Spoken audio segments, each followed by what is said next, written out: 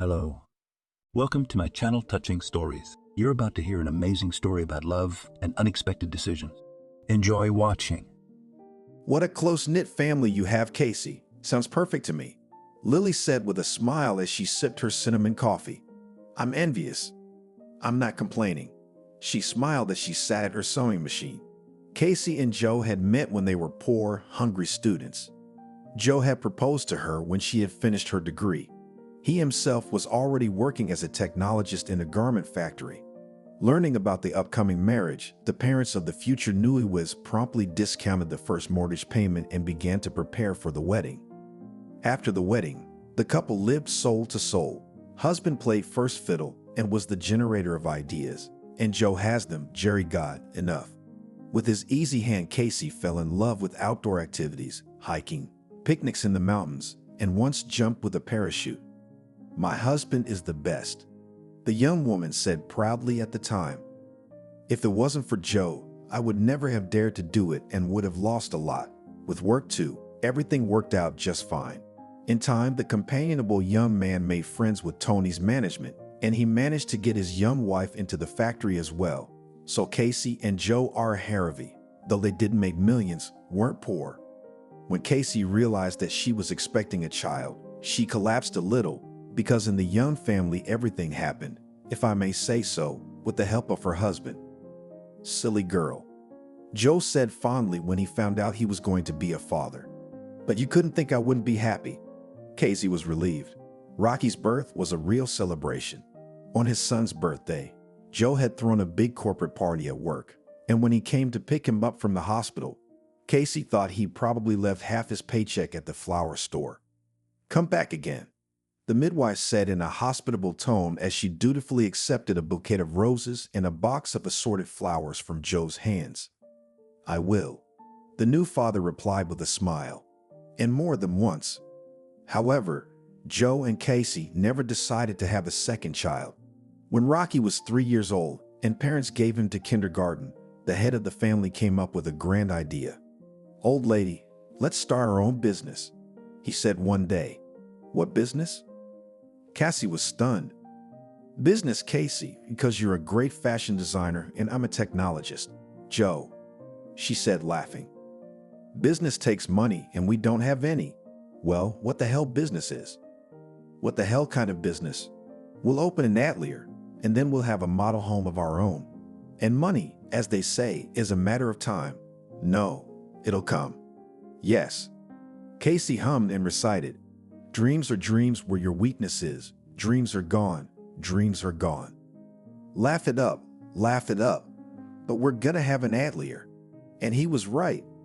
A year later, Joe and Casey had saved up and opened a small studio. A year later, their expenses paid off. The brainchild of Joe and Casey began to bring a steady profit. Clever Joe offered the head of the factory cooperation, and Tony, thinking, agreed. Atelier was in demand, so the cooperation promised a good profit, and it really turned out to be fruitful and mutually beneficial. Joe had brilliant organizational skills. Casey managed to perfectly balance work and leisure. Work was booming and business was booming. The household was settled, but the feelings did not fade away. Moreover, the joint business has brought the loving couple even closer together. Little Rocky, despite the busy parents, has never been neglected. They from a small age accustomed the boy to active recreation. And as soon as a couple of free days, they took 5-year-old Rocky on a camping trip. The boy was thrilled. A like-minded boy growing up. Joe cheered, and Casey nodded with a smile. When Rocky went to first grade, the family went to the lineup as a whole, so there was nothing to complain about. It was idyllic. You have nothing to complain about. Lily grinned, enjoying her drink. I'm just saying, it's the perfect family. So perfect. Casey grinned. We have our disagreements too. Oh, I don't believe it and I'm jealous. Come on, Lily, there'll be a gingerbread truck on your street. And who knows, maybe I'll be jealous of you too. Lily was 2 years older than Casey and had also been married, but apparently, fate decided to postpone the lucky ticket for her for later.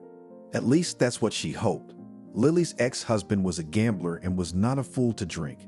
For 6 months, she endured in the hope that a miracle would happen and Barry would come to the senses. But the miracle did not happen, and Lily did not hesitate to kick him out. After the divorce, Lily became a frequent guest at Joe's house. Not so long ago, she worked as an operator in the cab service, but the organization was closed. Fortunately, in the family business of sister and brother-in-law found a place, and for Lily, she took applications. Casey was the manager. Joe conducted business negotiations with potential partners. It was a family contract. Now that the workday was coming to an end and there were no more requests, Lily went into the sewing room for a coffee and a chat with her sister.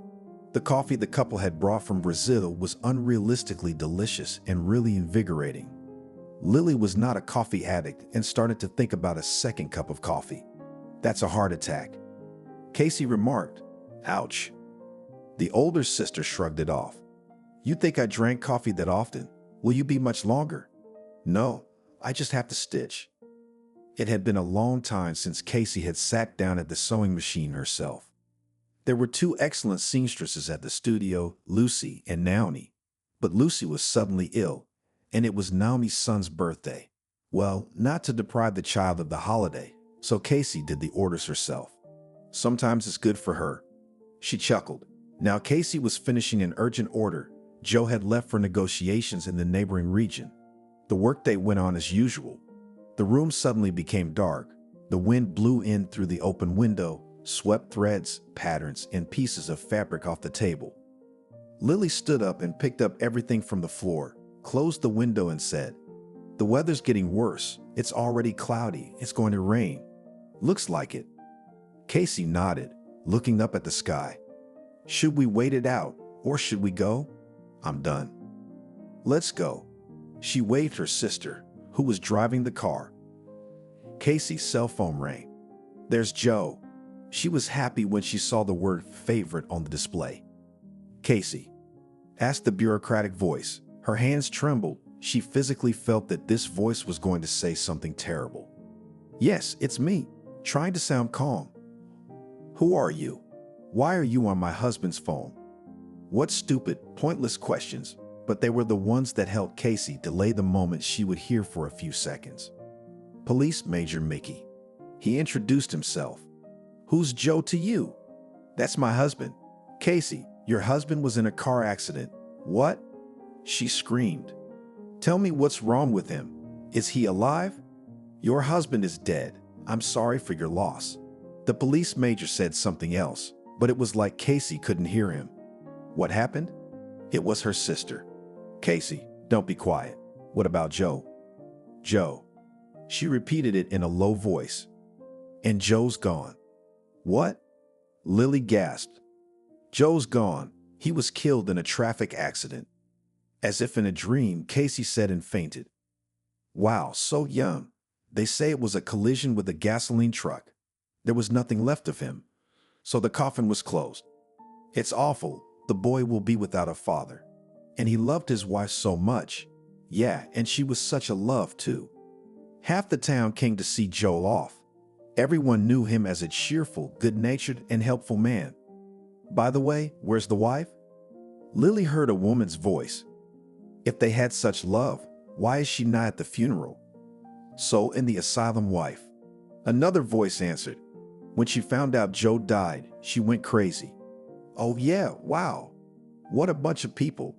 The young widow's sister thought with indignation. "They don't care to gossip. They have no bones to pick with you." Lily was tempted to go up to the noblewomen and explain something about rules and decorum, but she changed her mind. She didn't want to get in a fight at the funeral. Casey did go to the hospital, but her mind, as far as it was possible in this situation, was fine. At least she wasn't out of her mind. Overwork and stress had taken its toll. The emergency room doctor explained to Lily. That evening, she learned that her sister had lost the baby. Of course, Casey's presence at the funeral was out of the question. After the wake, Lily went to see her sister. "How are you?" she asked, squeezing Casey's hand lightly. "I'm not." The young woman murmured and tears welled up in her eyes. "Lily, my baby, I lost both my husband and our baby in one day." She wept bitterly. "Casey." Her sister spoke softly, stroking her head. I know you're hurting, but think of those who are alive. Mom and Dad are worried sick, fearing for your sanity. Lily grinned bitterly, remembering the conversation between the two women. But Casey was so absorbed in her grief that she didn't notice her sister's grin. And Rocky, she said, not only has the boy lost his father, but he's afraid for you. Yesterday, for instance, he was huddled up against me, trembling and asking me so pitifully, "Aunt Lily, won't anything happen to Mommy?" I, of course, calmed the kid, but I did not dare to take him to you. Lily. Casey sobbed. I understand, but it hurts so much. I didn't just lose my husband, I lost a part of me. Joe and I have always been one, and now there's only half of me left, even less, because it's our baby. She hid her eyes in exhaustion. Well, take comfort in the fact that he'll have someone to take care of him now, and you take care of Rocky because you have someone to live for. Yes, Sister answered quietly. You're right. Well, I guess I'll be going and you get some rest, and I brought you some vitamins, a clean robe and underwear. Thank you, Casey said in a weak voice. I'll come back the day after tomorrow. What can I bring you?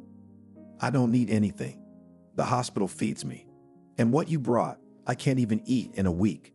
You'll say that's it, rest. She said and kissed her sister and left the room.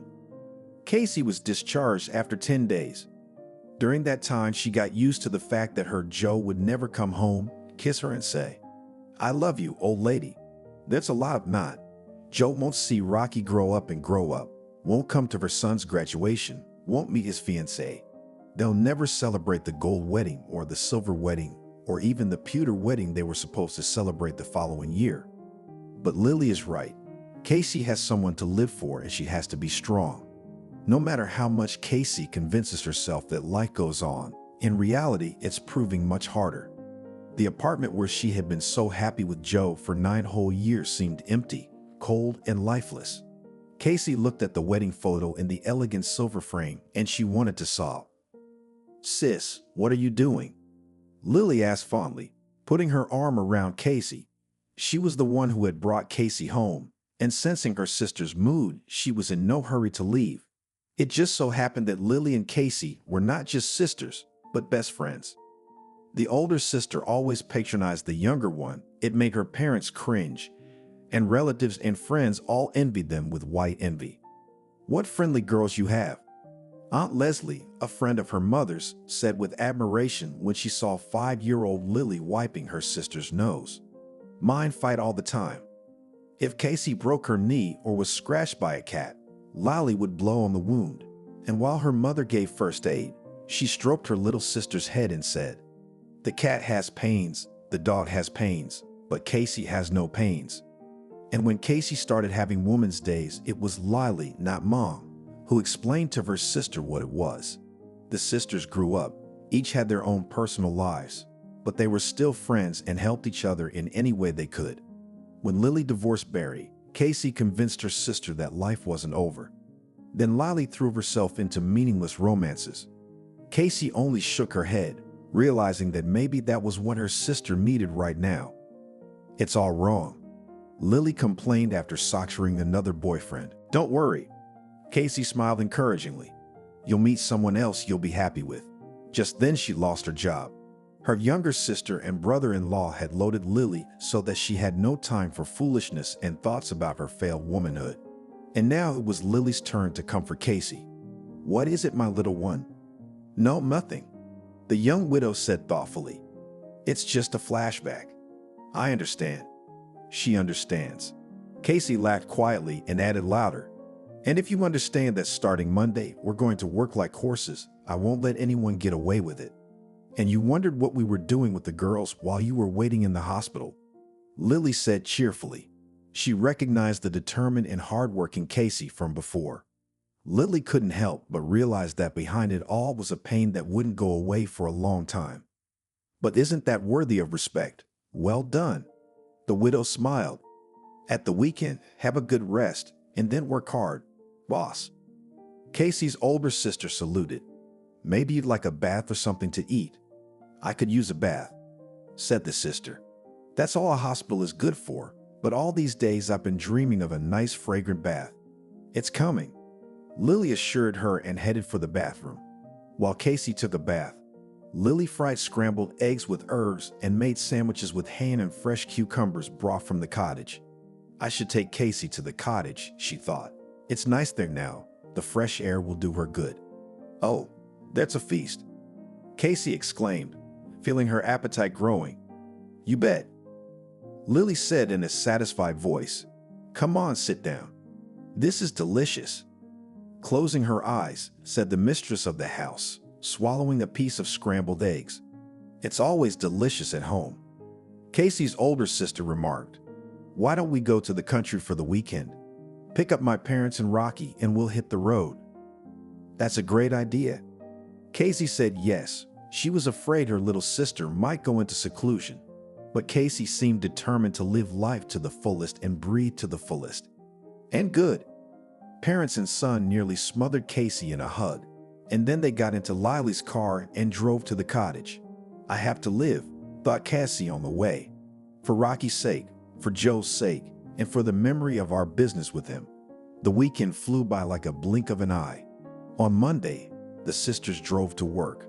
As soon as they walked in, a bunch of balloons floated into the room, and then smiling girls came running out from behind the fitting screen. Surprise! The female employees shouted in unison. Naomi was holding a huge bouquet of soft pink lilies. Lucy could barely hold an impressive cake with the inscription, Casey, welcome back, in her hands. Thank you guys so much. With a smile, the hostess said excitedly. After the tea party, the friendly female team started to work. It was the same as always, but without Joe. Casey plunged headlong into her work. From now on, the business she and Joe had started and her 8-year-old son were the meaning of her life. Sure, she had wonderful parents and a loving and caring sister, but they had their own lives. On September 1st, Casey remembered how she and Joe had seen Rocky off to first grade a year ago, and she felt sad. Don't cry, don't be sad, the young widow mentally told herself. Now these words had become Casey's motto, but on September 17, when Joe was to be 32, she could not hold back her tears. She came to work with reddened eyes, and her subordinates could not help but understand the reason for her tears. The young woman worked hard. She spared neither herself nor her subordinates, and it bore fruit. The work piled up.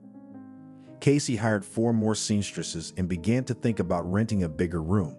And only in the late evenings, when Rocky was asleep, did she light a candle, sit in a chair, and look at albums of photographs. Joe, honey, why? Casey whispered, stroking her husband's face with her fingertips. On Christmas Eve, the sisters were driving home from work and Lily suggested they buy a tree. Well, let's do it. Without much enthusiasm, Casey agreed. In the evening, the town looked especially spiffy and people were smiling in anticipation of a merry holiday, looking at the decorated trees, garlands, and banners. But Casey didn't seem to notice anything. For the first time in years, she is celebrating Christmas with a sad smile. She said as she and her sister and parents sat with glasses of sparkling wine. Yeah, it's a little unusual without Dad, Rocky said. But you have me right. Casey smiled and caressed her son's head. He's all grown up now. He understands everything. I have you and all of you. That's what we'll drink to, Anthony said. In spite of this sad moment, the party turned out to be fun and relaxed. Casey had no idea what trials awaited her in the coming year. Though, what a day! Lily exhaled, accepting another request. I can't breathe. Casey wasn't in the office much anymore. She traveled to deals and gave orders, and her sister, in addition to accepting applications, was responsible for internal order. In the long run, Casey was thinking of hiring another person to be the manager of intake, but it was too early to talk about it, because January was hopeless as usual. The usual thing, people who spend on New Year's holidays tightened their belts, but in February there was no shortage of those who wanted to become the owner of a new thing or to cut, restitch. Toward the end of the working day, the calls decreased. Lily moved into a soft armchair and pushed the coffee table to herself in the hope of drinking green tea with a delicious and juicy crust bought in the bakery, which was located in the neighboring house. I don't know about you, but I'm starving, she said. How about you? I don't mind either. As the sisters sat down at the coffee table, the phone rang. It's always like this. Lily complained and reluctantly went to the phone. Atlee, a pretty woman, she sang. Hello, it's the bank director, No. The caller introduced himself and inquired. Can I speak to someone in management? Yes, of course. Lily answered, losing interest in the caller, who clearly wasn't going to order. Casey, it's for you from the bank. The bank? Yeah, they probably want to offer a loan on favorable terms. They love it lately. Her sister picked up the phone and her eyes went black. Mr. Noah told Casey that Joe had borrowed a sum of money in the amount of $1 million. Our bank has transferred the money to your firm's account. The banker added, and after a long silence, announced the amount with interest. $1 million by itself is a lot, and the amount with interest was depressing. The young wife pinched her ear. She wondered if it was a dream, and when she realized that it was not a dream, she hoped that it was a silly prank. Are you kidding? She squeezed it out of her. That's one thing I certainly don't have time for, is jokes. Noah cut him off. Casey realized wistfully that all this was happening to her in reality and no one was messing with her. But my husband is dead, she said. He's been gone for 3 months. That's right, Noah said nonchalantly. He's gone, but the debt is there. And you are. So it's up to you to pay it off. As far as I know, the pretty woman Atelier is jointly owned property. Accordingly, you have the same rights and obligations as your late husband. Yes, that's correct, Casey confirmed. But I didn't know anything. Casey, that's your problem, Noah said mockingly. You're a grown woman and you should realize that ignorance of the law does not exempt you from responsibility. And if this amount is not paid within a week, the bank will be forced to go to court. I heard you. One way or another, she has to save face. I hope so. Have a good day. Casey hung up the phone and stared. At one point, she couldn't remember how long she'd been like that. Casey. It was like she heard her sister's voice through absorbent cotton. Is everything okay? Hey. The young woman woke up. Casey, what happened? He said Joe owed more than $1 million. Casey replied and smiled unnaturally. And I'm supposed to pay it off within a week, but there must be some mistake. Joe couldn't just do it without consulting me. He couldn't. Her sister didn't know what to think. Lily was sure her brother-in-law was one of the most decent people she knew. He adored and idolized his wife. Yes, Joe was the head of the family in every way, and being a man of foresight, made all the decisions. However, that didn't mean he didn't discuss his ideas with his wife. And here was $1 million loan that Casey hadn't a clue about. Lily refused to believe it, but facts are stubborn things. Stories of husbands who took out loans in secret from their wives are not uncommon. Lily had been through it herself. True, it was not a bank loan, and the amounts were smaller, but the essence is the same. But Joe, it just didn't make sense. It doesn't matter now, Lily said. We have to do something. You don't have $1 million? No. Casey confirmed grimly. And I won't have it for a week. And where am I going to get it? She said irritably. Lily, if you're going to suggest a way out, you're not going to tell me to get philosophical right now. There's only one way out, sighed the older sister. The only thing you can achieve now, this installments. Anyway, we're looking for a good lawyer. You're alone with a minor child, so I think we won't have any problems. We? Casey looked at her with a hard stare. But it was my husband who took out the loan, so I'm the one who has to deal with it. Lily even took offense. What are you talking about? We're a family, so we have to stick together, okay? There's no taking no for an answer. I see. Smiled sadly at her sister. In the evening, Casey carefully scored for a good lending lawyer. Her attention was caught by a beautiful young brunette with an ultra-short haircut and intelligent eyes. The woman lawyer's name was Nanny. The next day, the women met at a restaurant and Casey was convinced she had made the right choice. Going to court is usually a last resort, Nanny said, and the creditor hopes to influence you psychologically. In reality, it's not so bad. You can write an application for installments without waiting for the court. It's a lot of money. You have a minor child. You don't refuse to pay. I'm not. Casey confirmed it. Then the problem is solved, smiled at the lawyer. Of course, if your husband had made a will in your favor, it would simplify the situation. You could refuse the inheritance and accordingly from the payment of the debt. But since there is no will, we will seek installments, and as practice shows, problems are not expected. There really was no problem with the installment plan, and Casey, with Nanny's help, was able to get the interest rate reduced. "Thank you very much," Casey said. "It's not a big deal," said the lawyer. "It's not nothing." The young woman objected and winked. "If you want a fashionable exclusive dress, we will be glad to see you in our atelier. You can count on a good discount." "Thank you, I will keep in mind," Nan replied with a smile and extending her hand to Casey, added, "You're welcome too." Casey was paying off the loan. She had to deny herself a lot of things, but debt is debt. Alas, no one gives back what they owe. A few months later, she got a call from her former boss, now business partner Tony. "Casey, my compliments," cheerfully greeted by the director of a clothing factory. "Hello, Tony," she replied. "I have a favor to ask of you, my dear." "Tony, you know I'm driving right now." "Well, this isn't a phone call either. I was wondering if you could come by my office in an hour." "In, say, 2 hours." "2 hours. Unfortunately, I can't make it. I'm in negotiations," Casey answered. "But tomorrow morning, I'm free. Tomorrow at 9 o'clock would be okay with you." "I'm fine." The next morning, Casey went to the garment factory. "You're looking good," Tony complimented her. "Casey, tea, coffee, juice, or maybe a brandy?" "No, thanks, Tony." She said no. "If I may, let's get right down to business." "Well, let's get down to business," nodded the factory manager. "But I'm afraid, dear Casey, it won't be a pleasant conversation." "Well, what can you do?" "It's really nothing." Tony agreed. "So, what did you want?" "Money," Tony replied with a disarming smile. "The agreed time limit has expired. I want my money back. By the way, it expired a month ago, but out of respect for Joe's memory, I decided to wait. Don't tell me you didn't know about this." To say she was stunned was to say nothing. "But I really didn't know anything," the widow said in confusion. "You didn't know?" Tony's voice sounded good-natured, but Casey knew what lay behind it.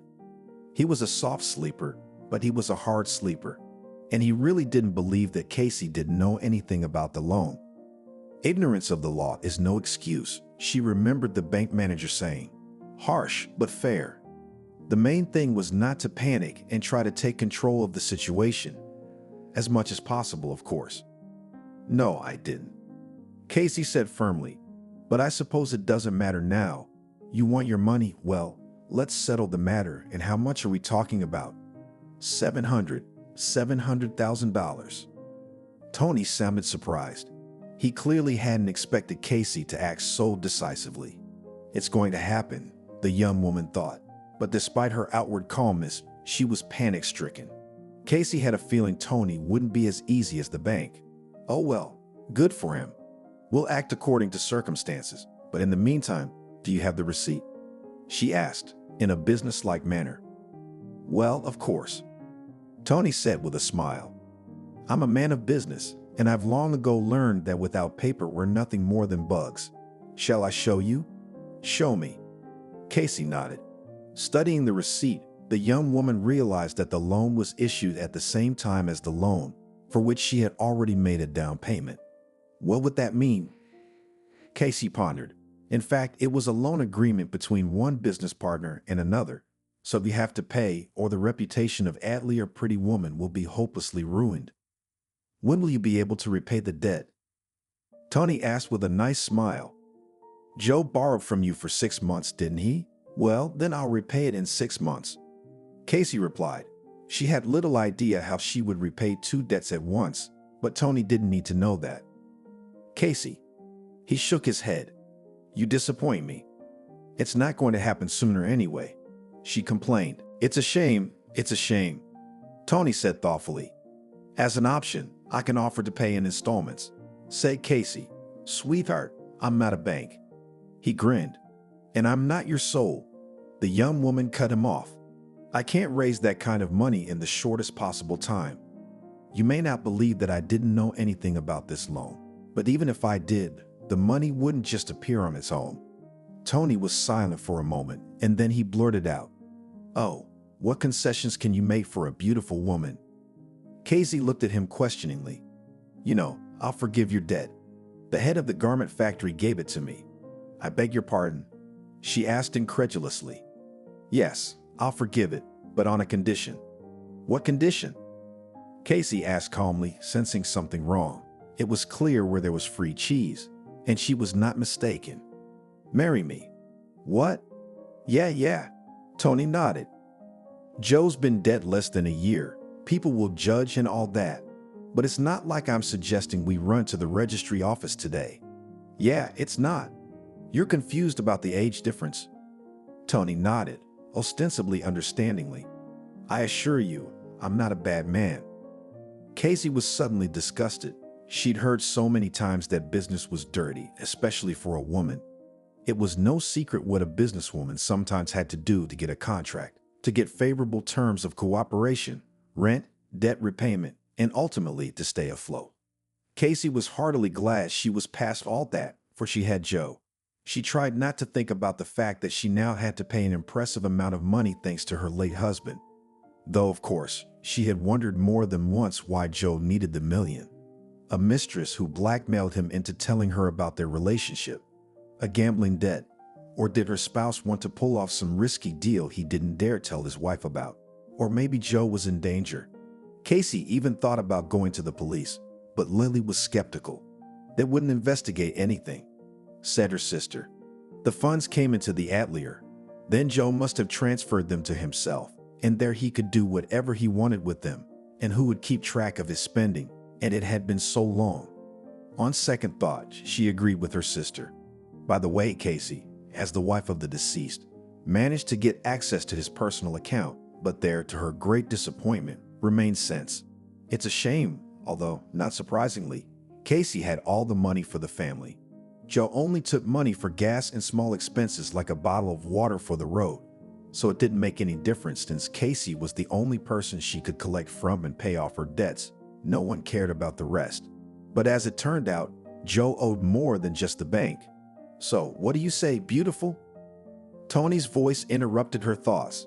"But that's crazy." "I don't think so." "What do you think? You don't need $700,000, especially if you have a son. And you've got money to invest in your business. I mean, think about it." Casey sighed heavily, but Tony was right. The available funds were a pittance, and if you add the payment of the loan, the picture is quite dreary. "So what are we gonna do now?" "Well, it's not that bad, Casey," said the factory manager cheerfully. "We are business people and such things in our country are in the order of things. Well, after all, I'm not inviting you to bed as some, but to the registry office. We'll wait till Joe's anniversary and then we'll get married. We'll make a pact, so there's no cheating, and I won't hurt your son. And if it's more convenient for you, you can consider it a deal. Still, I'll have to think about it." Casey said thoughtfully. "Sure, think about it." Tony graciously allowed it. "I'll make a contract, which will spell out the terms of our cooperation, and send it to you by email. Then maybe we'll have a cognac?" He winked. "No, thank you." Casey replied and walked out. She got into the car and thought deeply. "God, I'm so screwed." Casey thought with annoyance. She knew that Tony had been married twice. Tony's first marriage had been as a student, a stupid, hasty marriage. That's how he characterized his marriage to a fellow student. 2 years ago, the head of a garment factory buried his second wife. By all accounts, it was a happy marriage. Casey and Joe were invited to Tony and his wife Nancy's silver wedding. Tony had courted his wife so touchingly, and Casey envied the lovely couple. Turns out it wasn't all that wonderful. Come on, they're the only ones like that. Casey grinned sadly to herself. Did I think Joe would do that? Business has its own laws, and we didn't invent them. And I'm seriously considering Tony's offer because I can't afford that kind of money. Not even that.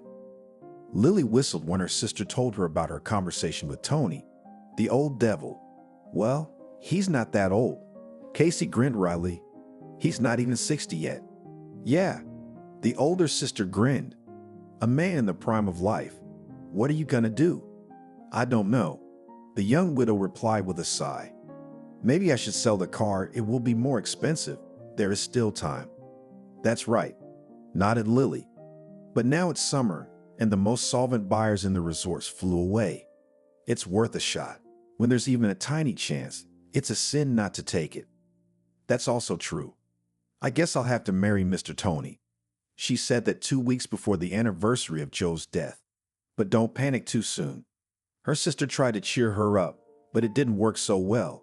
Potential buyers were trying to drive the price down, and Casey was getting desperate. Well, there was a lot to be desperate about.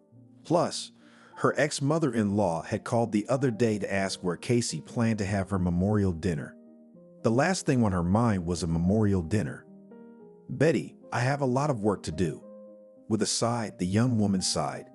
Even though she was telling the truth, she felt terribly uncomfortable. How are you supposed to deal with your ex-mother-in-law after the debts? The young woman had a strange feeling. She sympathized with Betty as a mother who had lost her only son, but that was all. She had once treated her mother-in-law as if she were her own mother. Now, during the phone conversation, Casey had no kinship feelings for her son's maternal grandmother. Joe had set her up, however unwittingly. I doubt her mother-in-law knew, but Casey couldn't help herself. Maybe we shouldn't organize anything, she mumbled. Yes. There was resentment in the older woman's voice. It sounded as if Betty had asked again to make sure she'd heard what she'd said. I thought we were gonna talk. Besides, I haven't seen Rocky in a while, or you're seeing someone and you're embarrassed, Casey. But you're a beautiful young woman and you don't have to bury yourself alive, so I understand. I wonder how Betty would react if she knew that I might be the wife of Joe's ex-boss and me, thought Casey, and said aloud, No, I don't have anyone. Ever since Joe's gone, I've been head over heels in work. Work and Rocky. That's all I live for. You poor thing. My ex-mother-in-law sighed sympathetically. You take care of yourself. So what about the wake? Okay, I'll take care of it. The daughter-in-law said doomly. I'll call you. I'll be waiting. Casey passed out, staring at the ceiling with a blank stare and thinking, after all, who am I to deny a grandmother the opportunity to see her only grandchild? It's okay, we'll get over it. Lily reassured her sister. After all, nothing special, in fact, did not happen. Grandma's excited to see her grandson, and that's fine. Normal is normal, Casey said tiredly. But it's just, I don't know how to say this. Come on, don't get yourself worked up, Joe. You owe money as a spouse. You're not paying off Betty. I know, but calm down. Everything's gonna be all right. The anniversary of Joe's death fell on Saturday. In the morning, Casey and her son, her parents Lily and Betty, and her husband drove to the cemetery, and then they went to the cafe to pay their respects. Rocky's all grown up, said Betty, looking fondly at her grandson. He looks just like Joe, just like him. Yeah, nodded Brittany, Lily and Casey's mother.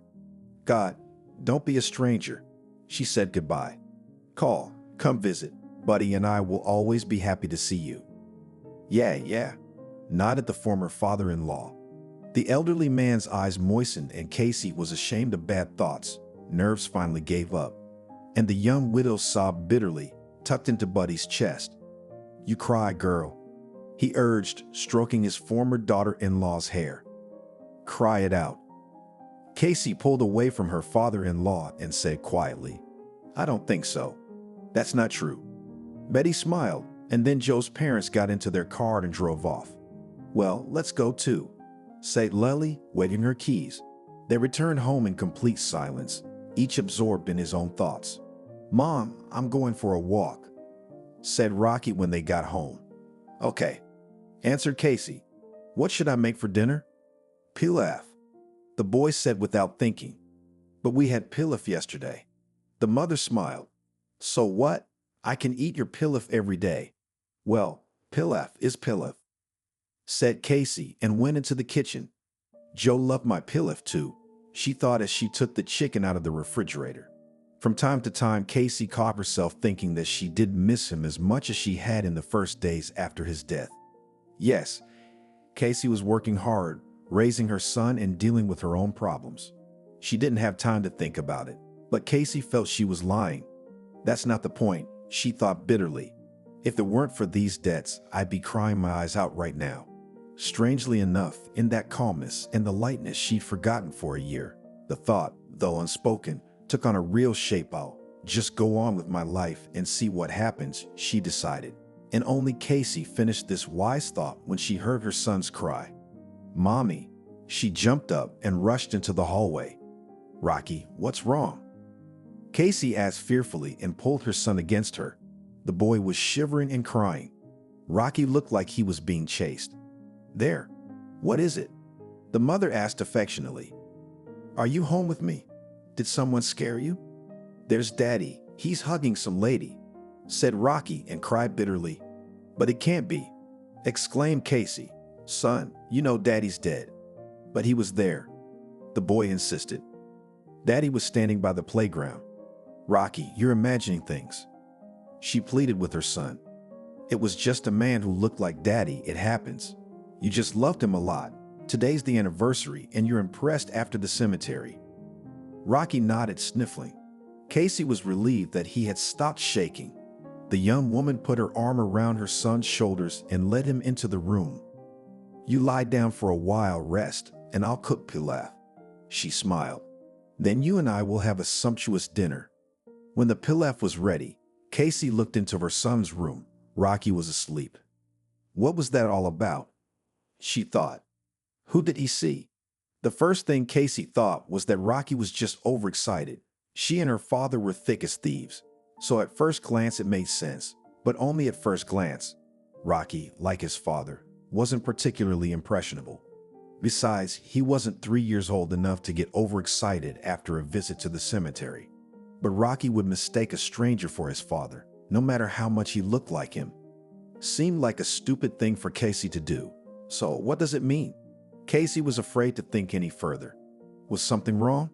Staring at her sister, Lily asked. "You're not wearing your face," Tony demanded an answer. "Tony?" Casey asked, puzzled, and only then realized that he was probably going to call her today. No, it wasn't him. "What is it?" "I don't even know how to say it. I don't know if it happened." "Sister, don't mumble. I can see something's bothering you." "Yes, it's nonsense," Casey said sluggishly. "So crazy that you're not yourself all day." Lily's sister grinned. "Maybe Joe's alive." She blurted out and recounted the incident after the memorial dinner. "What a mess," Lily marveled. So Joe had run up debts and faked his own death. "Well, assuming it was him, I suppose so." Casey nodded sullenly. "You don't seem too upset," Sister remarked. "Let's just say I'm prepared for any turn of events. You know, Lily, this year I feel like I've grown up and gotten rid of my rose-colored glasses. I mean, as long as Joe was alive. If he was, I was a stone wall. I was used to his support, his tutelage, and you know, he made all the decisions, and I was the doer. And even then, Joe did all the hardest part of the job. And then the wall came down, and with it, all the shells and cocoons came off. But strangely enough, I wasn't vulnerable. Quite the opposite. Everything that doesn't kill us makes us stronger." I quoted Lily. "Yeah, that's about right. And if Joe were alive, the debt problem would solve itself," she remarked. "If only there was some way to know for sure." "If only," Casey sighed. "We've got nothing but the word of a frightened child. It's a shame." Lily summarized and looked at her watch and asked, "Are you going home?" "No, I still have work to do." Lily drove home and thought about what was going on in their family. They were living happily ever after, and now you have to face so many trials at once. Immersed in her thoughts, she didn't even notice when the light turned green, but she felt a big bang in the trunk of her Logan. Lily jumped out of the car and saw a broken headlight and an impressive dent. A young blonde woman dressed in a microscopic jacket and denim shorts that looked more like underwear was stomping behind her. "Where are you going, you white-haired chuppa?" Lily yelled at the blonde beauty. "You think if Daddy bought a cool car and paid for the license, you can do anything? Listen, you hornless goat." The blonde didn't stay in debt. Actually, the light was red, and you flew like a naked man into a bathhouse. "Do you know who my fiancé is?" "I don't know and I don't want to know." Guys, what's all the commotion? Lily heard a man's voice from a schoolboy rapid. The voice seemed suspiciously familiar to her. Call the cops and be done with it. Listen, boy, she said belligerently. Go where you're going. Lily, what a number. The owner of the Setch car laughed. Woody, Lily said hesitantly, and as she looked closer at the driver, she realized she was not mistaken. It was Woody, a classmate, handsome and cool soccer player, her first and, by the way, mutual love.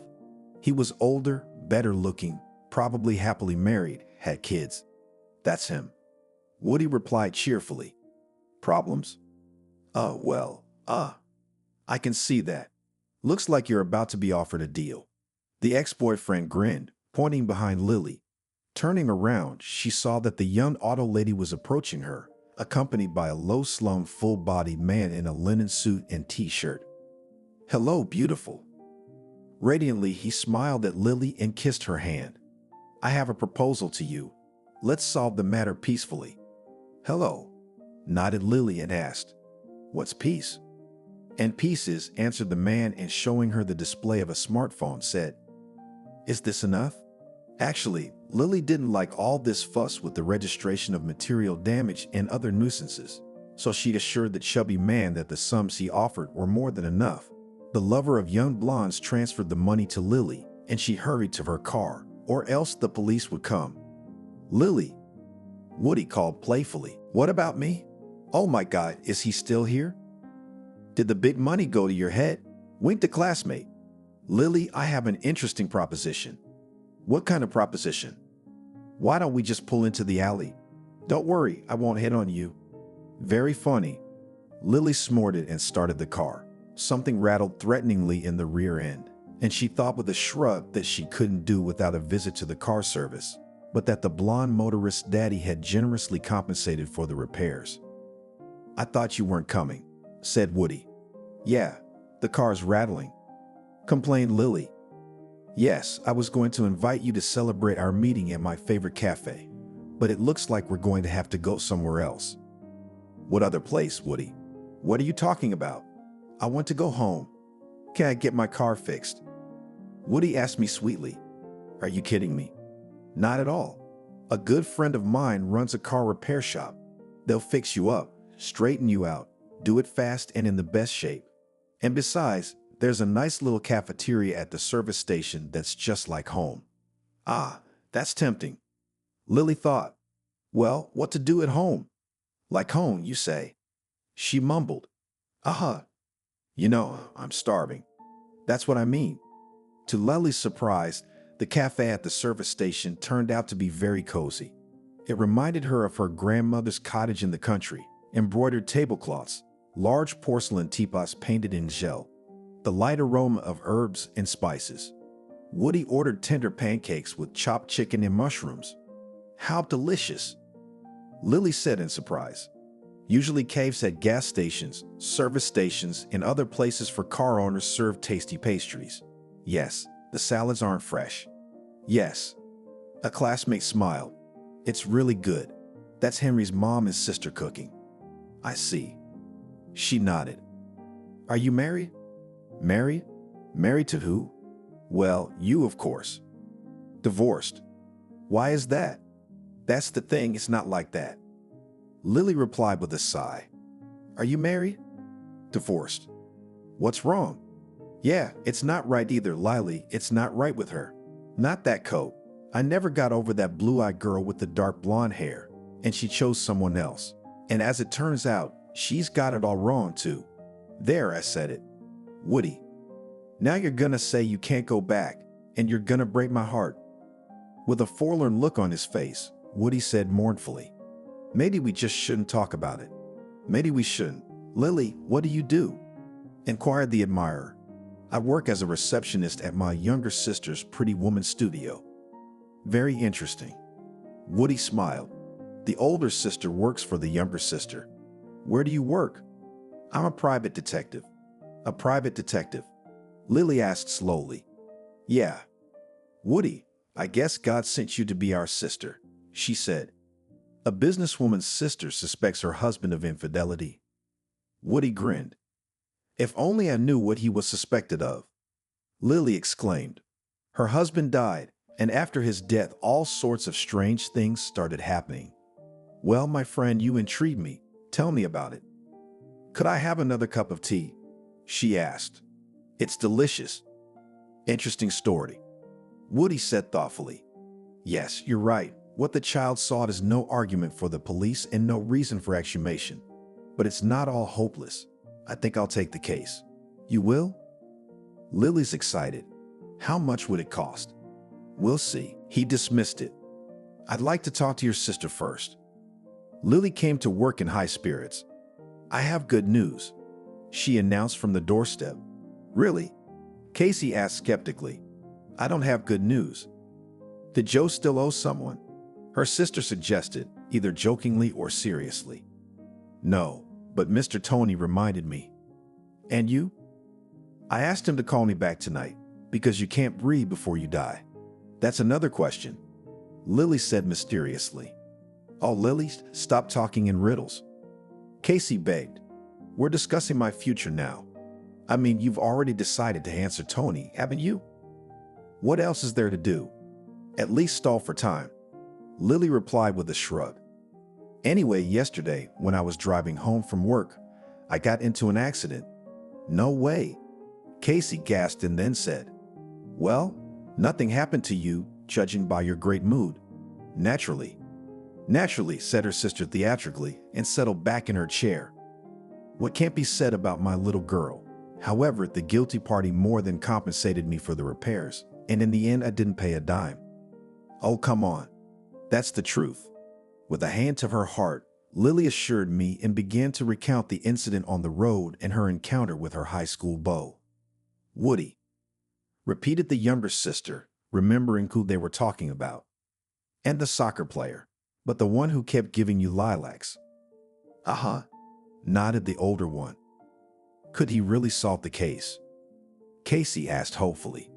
Well, at least he says he can. What if your husband is really alive?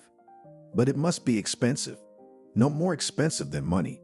Lily cut her off and added, not without a little flirtatiousness.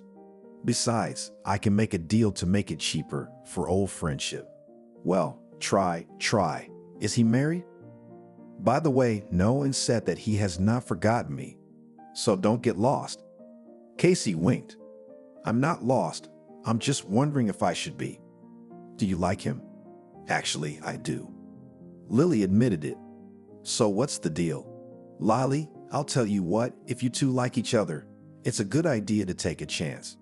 Casey had something else to say, but the intercom buzzed. She pressed the button, and 5 minutes later a delivery man with a basket of roses appeared at the door. Which one of you is Lily? The guy smiled dutifully. Is this for you? For me? She asked again, already knowing who the roses were from. Yes, for you, confirmed the courier. Sign right here. Thank you. And you still have doubts? Casey asked meaningfully. Lily looked at the flowers with admiration and smiled. The meeting with Woody was scheduled for 3 o'clock in the afternoon in the cafe at the car service center. That's an odd place to have a business conversation, Casey remarked. You just haven't seen the place. My sister smiled. All the more reason for me to pick up my horse. She remembered the wonderful evening and smiled again. The car service's workday was coming to an end, so the car mechanic said that Lily's car wouldn't be ready until tomorrow. Not a problem, Woody declared. I'll personally drive this lady home myself. Is that convenient? The lady was embarrassed. Well, if I suggested it, it's convenient. He smiled. After the cafeteria, they went to a small, recently opened restaurant where they sat until closing time. Lily got home at midnight, but strangely enough, she woke up feeling refreshed and rested. Well, at least one of us will be happy, Casey thought, noting that her sister was smiling every now and then. She hadn't realized that fate had something in store for her. Are you sure it's an auto repair shop? Lily asked her sister, stunned. Casey suddenly felt like she was back in her childhood, and now she was at her grandmother's house. There's a feast here. Lily was surprised to see the table set. The sisters saw a goose with apples, a nice little cake, some salads, slices, and drinks in jugs. And a moment later, from somewhere in the back of the room, Woody and some tall, handsome brunette with laughing brown eyes materialized. "Are we having some sort of celebration?" Lily asked. "You bet we are." The classmate grinned, pleased with the effect he'd had. "First, I met you and I want to celebrate. And second, your car is ready. Thirdly, stop talking, I'm hungry. By the way, meet the girls, this is my friend Jerry, the owner of this whole thing." Over a sumptuous meal, Woody asked Casey a few questions, wrote something down in his notebook, and never returned to the subject. It was not a dull meal, I must say. They chatted cheerfully and casually, and Casey even managed to distract herself from her problems. And when Jerry got a phone call and apologized, Lily quietly nudged her in the side and said, "That Gary's got his eye on you. Don't be silly." Casey whispered indignantly. Meanwhile, Dimitri's friend was indeed looking at her with interest. When Casey reached for the pitcher, intending to pour herself a cranberry morsel, Jerry suggested, "Let me pour it." As he took the glass from Casey's hands, their fingers touched. Lily, who noticed this to her sister, winked slyly at her sister, who only shook her head. "Dear boss, will you let me off early today?" Lily asked the next day. "I just need to go to the hairdresser and do some shopping." "Going somewhere with Woody? What a smart sister I have." She smiled. "It's not hard to guess." Casey shrugged. "Hey Casey, did you like that Jerry guy?" Lily asked. "Jerry's like Jerry, a nice man if that's what you mean. But what does that have to do with me?" "The fact that he was glaring at you." Lily grinned. "You know, I think you two might have something going on." "Lily? Lily what? I've been Lily for 34 years and he likes you." "Maybe he's married." "Guess not." "Anyway, we barely know each other and you're already fantasizing." Casey replied, "Barely know each other, that's a problem." "You wanted to leave early, didn't you?" She reminded her sister. "May I?" "Just go." As she walked her sister out, Casey found herself thinking, which had been happening quite often lately. Today, she'd managed to get Tony to wait a couple of weeks because of the new circumstances, but she felt uneasy. If Woody couldn't find anything out, let's hope for the best, Casey decided. She thought back to her conversation with Lily and grinned wryly. "I'm a hot commodity," she thought ironically. Jerry was looking at her the way men usually looked at women they liked. And then there was Tony, offering to marry her in exchange for forgiveness of his debt. Noble, to say the least. The landline rang, but Casey, not immediately realizing that Lily wasn't there, was in no hurry to pick it up. The phone kept ringing and Casey had no choice but to return to sinful earth. "Pretty woman's Adlier," she answered. "Can I speak to Casey's landlady?" "That's me." She said hello. "Casey, it's me, Jerry from the car service. Do you remember me?" "Of course I remember you. I'd like to take you out for a walk." There was embarrassment in Gary's voice, and it amused the young woman a little. "Out?" "Aha." The owner of the auto repair shop replied cheerfully. "But if you are not satisfied with such a program, offer your options." "But why not?" She smiled involuntarily. The word "take a walk" smelled of spontaneity, and from the lips of this obviously shy and very handsome man it sounded incredibly touching. "So you agree?" Jerry was delighted. Just like a child, thought Casey, and suddenly she agreed. "Mom, where are you going so beautiful?" asked Rocky. "I have a business meeting," Casey answered, tinting her lips with a muted burgundy lipstick and wondering if it was too flashy. Cool. Appreciated by her son, as if eavesdropping on her thoughts. "Really?" She was happy. "Yeah, what's the name?" "Who?" "Him," Roman giggled. "I'll give you a code," threatened the mother. "Oh, I'm afraid. So what's the name?" "Well, I told you, I have a business meeting." "Well, business is business." The boy agreed. Jerry waited for Casey at the entrance to the city park. Last time she hadn't even noticed what the owner was wearing, but this time she took a closer look and found that a light beige jacket made of fine suede, a white t-shirt, and bright blue jeans suited him just fine.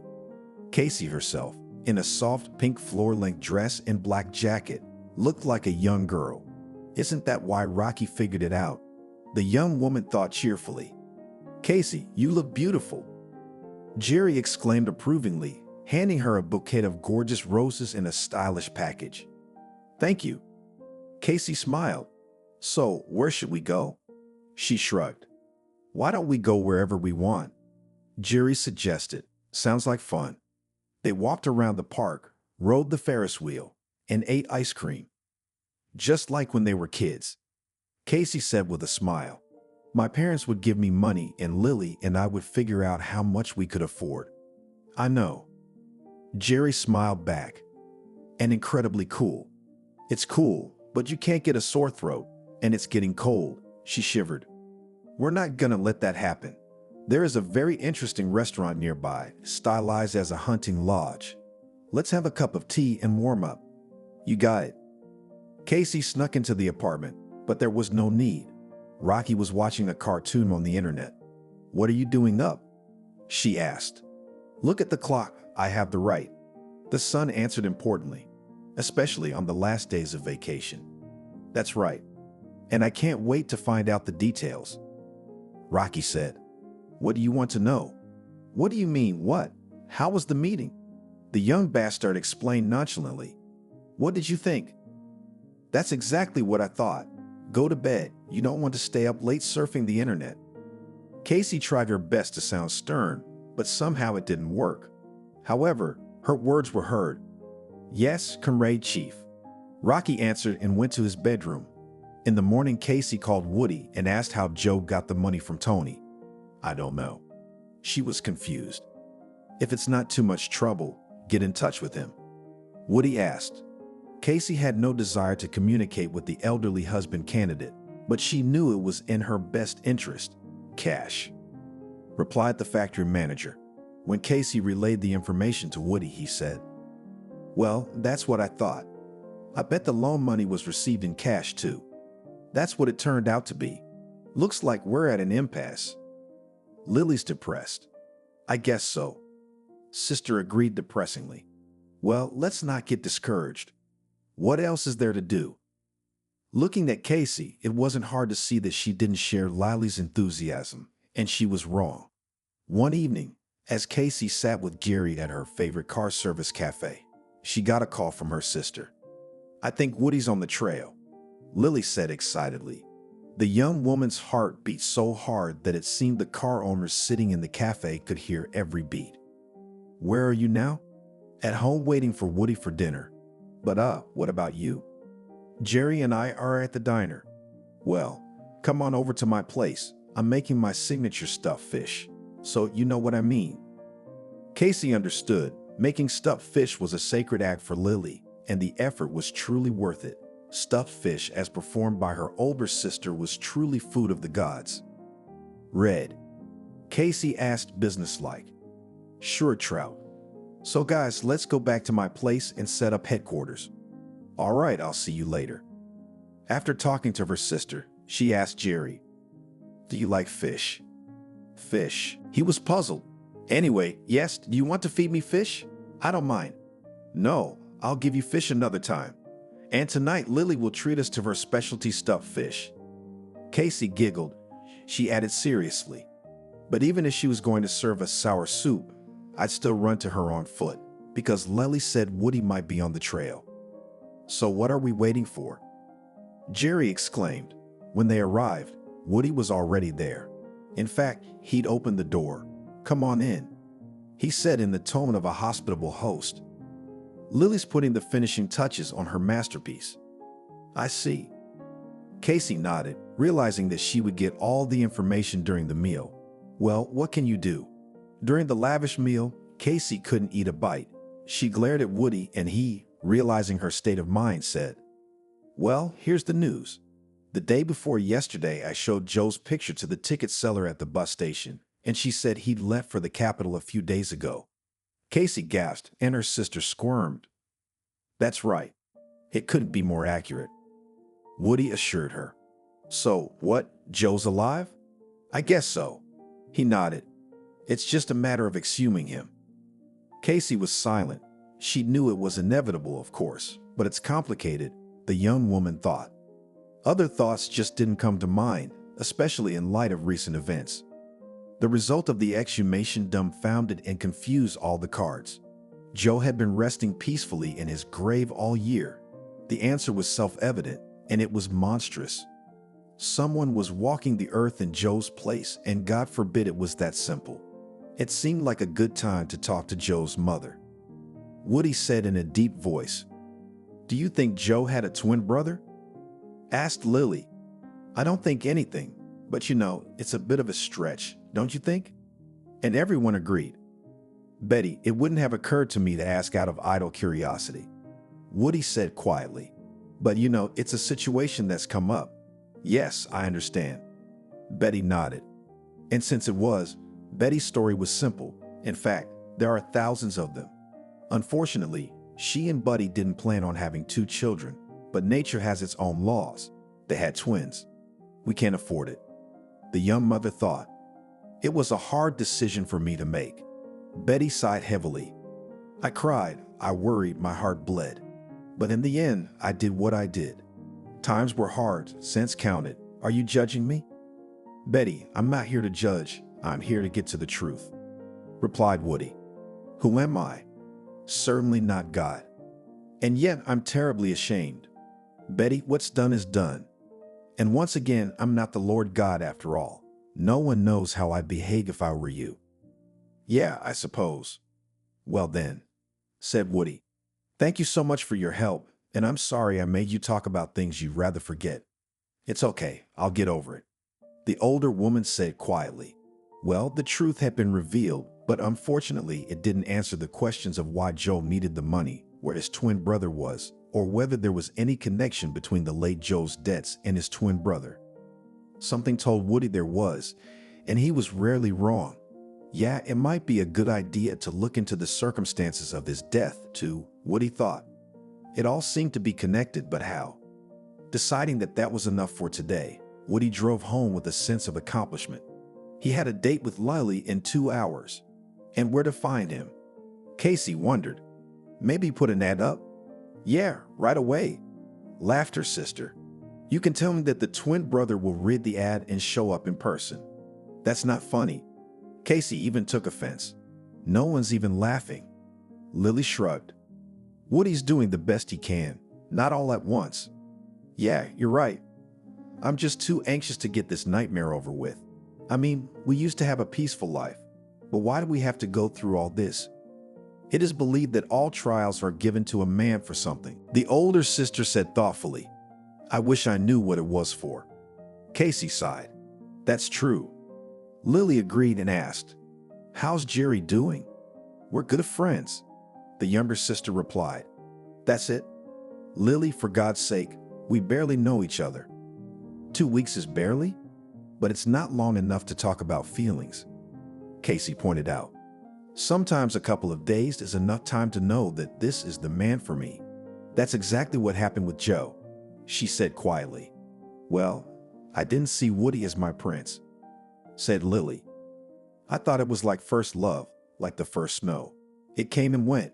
Eventually he got married, I got married, and it didn't work out for either of them.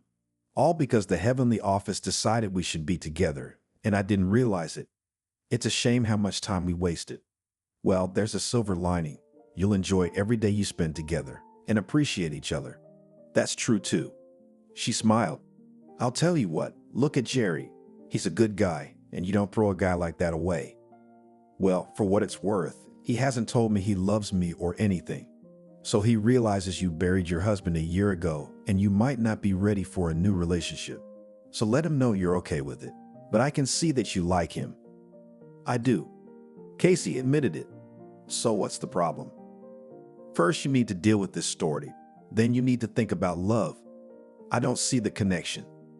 "Yeah, there isn't, but I want to see it through." "Well, I don't understand that." Lily snorted. "There's you. There's Jerry. You like each other. So what's the problem? And then there's Rocky. That's not a problem either." The older sister dismissed the argument. "He's not like other teenagers. He's an understanding guy. I think he's already figured it out." Actually, Lily was not far from the truth. Casey could tell her son that she had a business meeting, but he was a very perceptive kid. Casey smiled, remembering how Rocky had said yesterday at breakfast that he wouldn't mind marrying her. "What are you talking about?" She stunned, almost choking on her sandwich. "What marriage?" "With that guy in the Ford." The son smiled.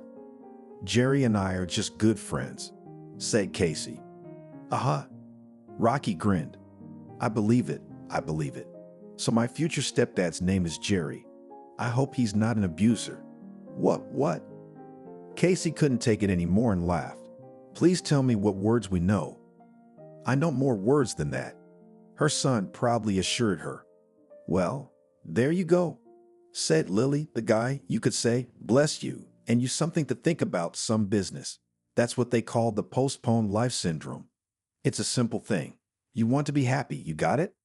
"I got it. It's just a matter of pushing Jerry to make up her mind. I don't know how." Casey squeaked pitifully. "She can't." Sister splashed her hands. "If you can't do it, we'll teach you. If you don't want to do it, we'll make you do it." Now listen to Aunt Lily and remember.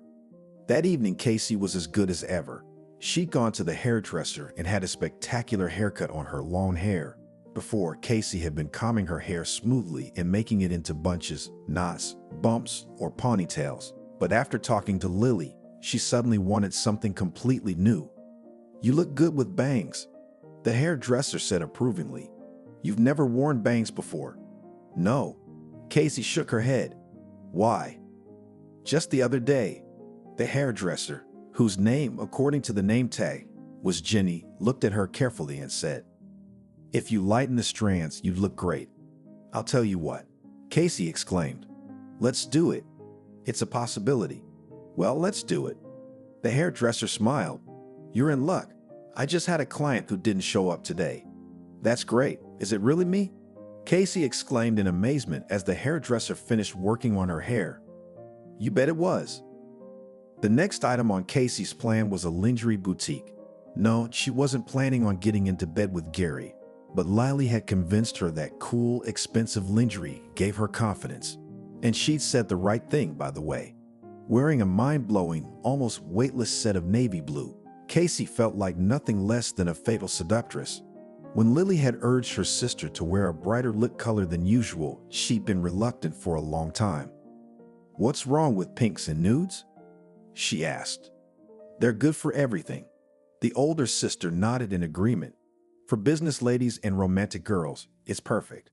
But if you want to blow a man away, then red, burgundy, crimson, or plum. I think red is just what the doctor ordered." The black velvet pantsuit fit perfectly, and suede high-heeled shoes and a golden handbag completed the chic look. "How beautiful you look today," Jerry said with admiration. "You look different." "Maybe I am." Casey nodded with a smile. "I changed my hair and makeup. It all looks good on you, of course, but I don't think it's the hair or the makeup. There's something about you. I don't know how to say it. Something sensual or something." She was embarrassed, but she tried her best not to show it. "Remember, you rule the ball," admonished Lily to her little sister. "You have to dominate." Casey and Jerry were sitting in the same car service cafe that had already become her home. "Honestly, Casey, I'm embarrassed to invite you to this diner, just a nice restaurant. And I like this cafe very much," she said with a smile.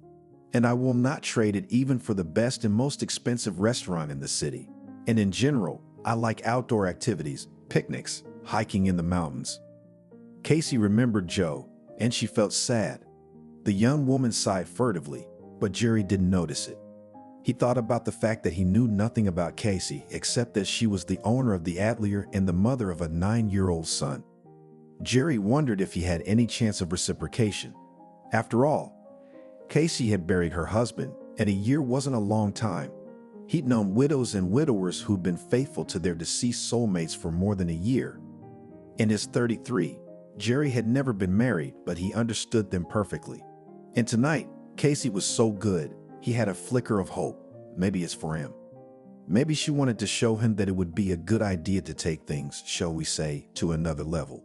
Dream on," said Jerry. "Besides, how would her son feel about me? Picnics, camping." He repeated, Interesting.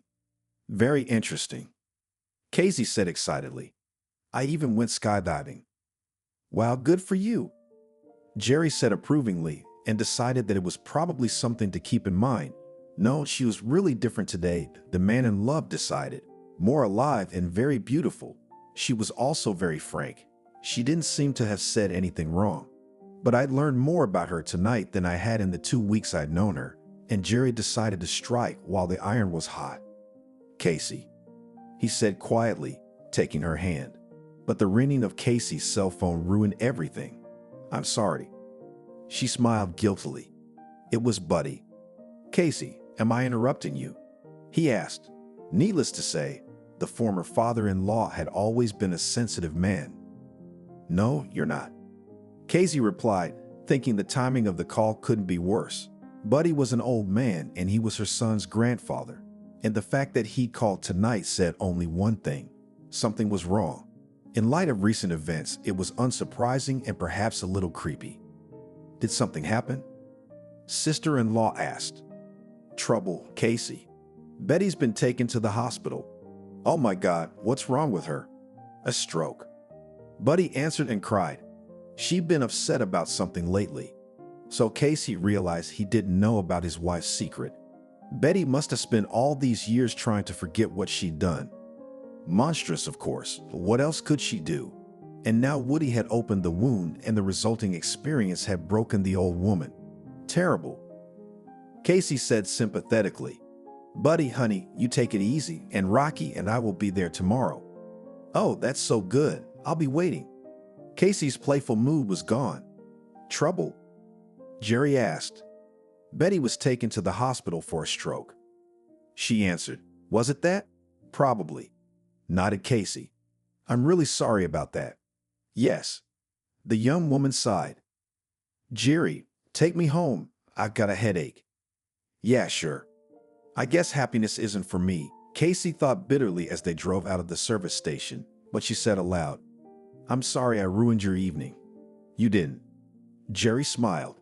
What's it got to do with you? It's just that life isn't made up of pleasant events, and we'll have many more evenings. At least I hope so. Casey, I wanted to tell you. Let me be there for you. But you are. She smiled. Well, you know what I mean, don't you? Jerry said seriously. And then he stopped the car, and Casey fluttered like a caught bird. I love you.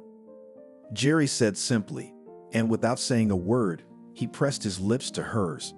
It wasn't until a minute later that Casey realized they were kissing passionately, and oh God, she seemed to be loving it. Casey, I want to be there for you, no matter what bad or good things happen. Is that what you want? Yes, she nodded. I really do. The lovers glanced at each other and their lips met again, and then Jerry drove Casey home. Looks like my sister's about to give me some good news. Lily smiled slyly. What makes you think that? Casey asked, a mysterious smile playing on her face. You're glowing. I haven't seen you like this in a long time. I bet you haven't. She grinned unhappily. Tell me, did Jerry confess his love? The sister was obviously eager for details. He did, but before he did, Buddy called with the bad news.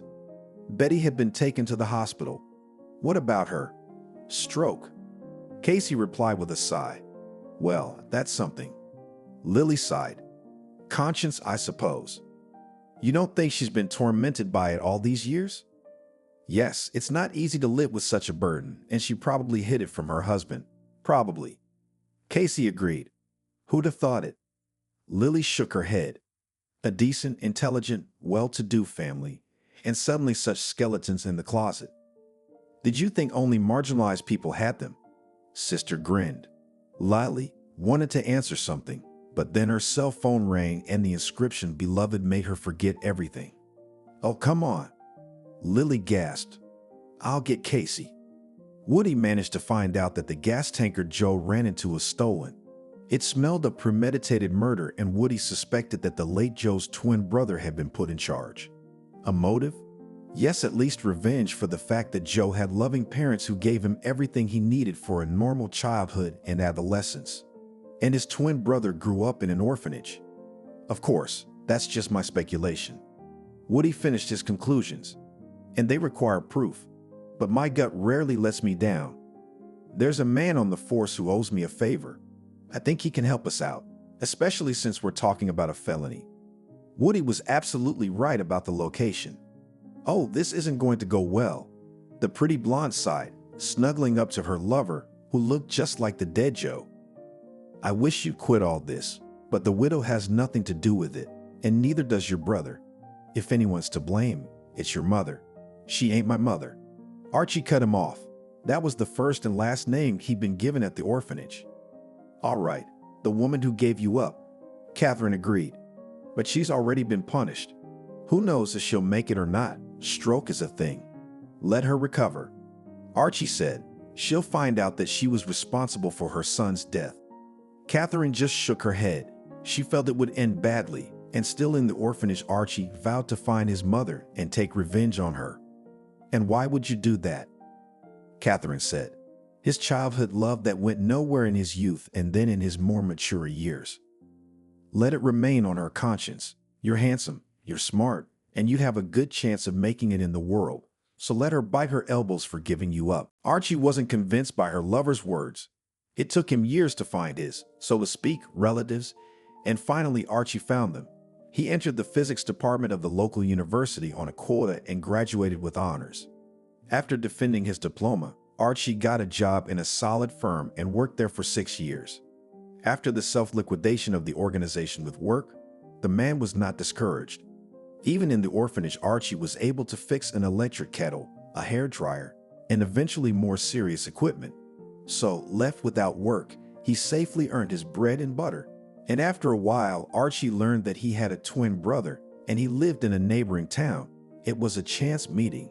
Then Archie was visiting a friend, and before leaving town, he bought new pants, which turned out to be long. The nearest atelier was literally a few meters away from the store, and Archie went there, not even knowing who the owner of the organization was. At first, Archie thought that he was hallucinating, because in the silver Toyota sat an exact copy of himself. Mr. Archie did not particularly believe in the existence of doppelgangers, but that this guy, his twin brother, Archie did not doubt. A man came out of the atelier, and Archie assumed it was a customer.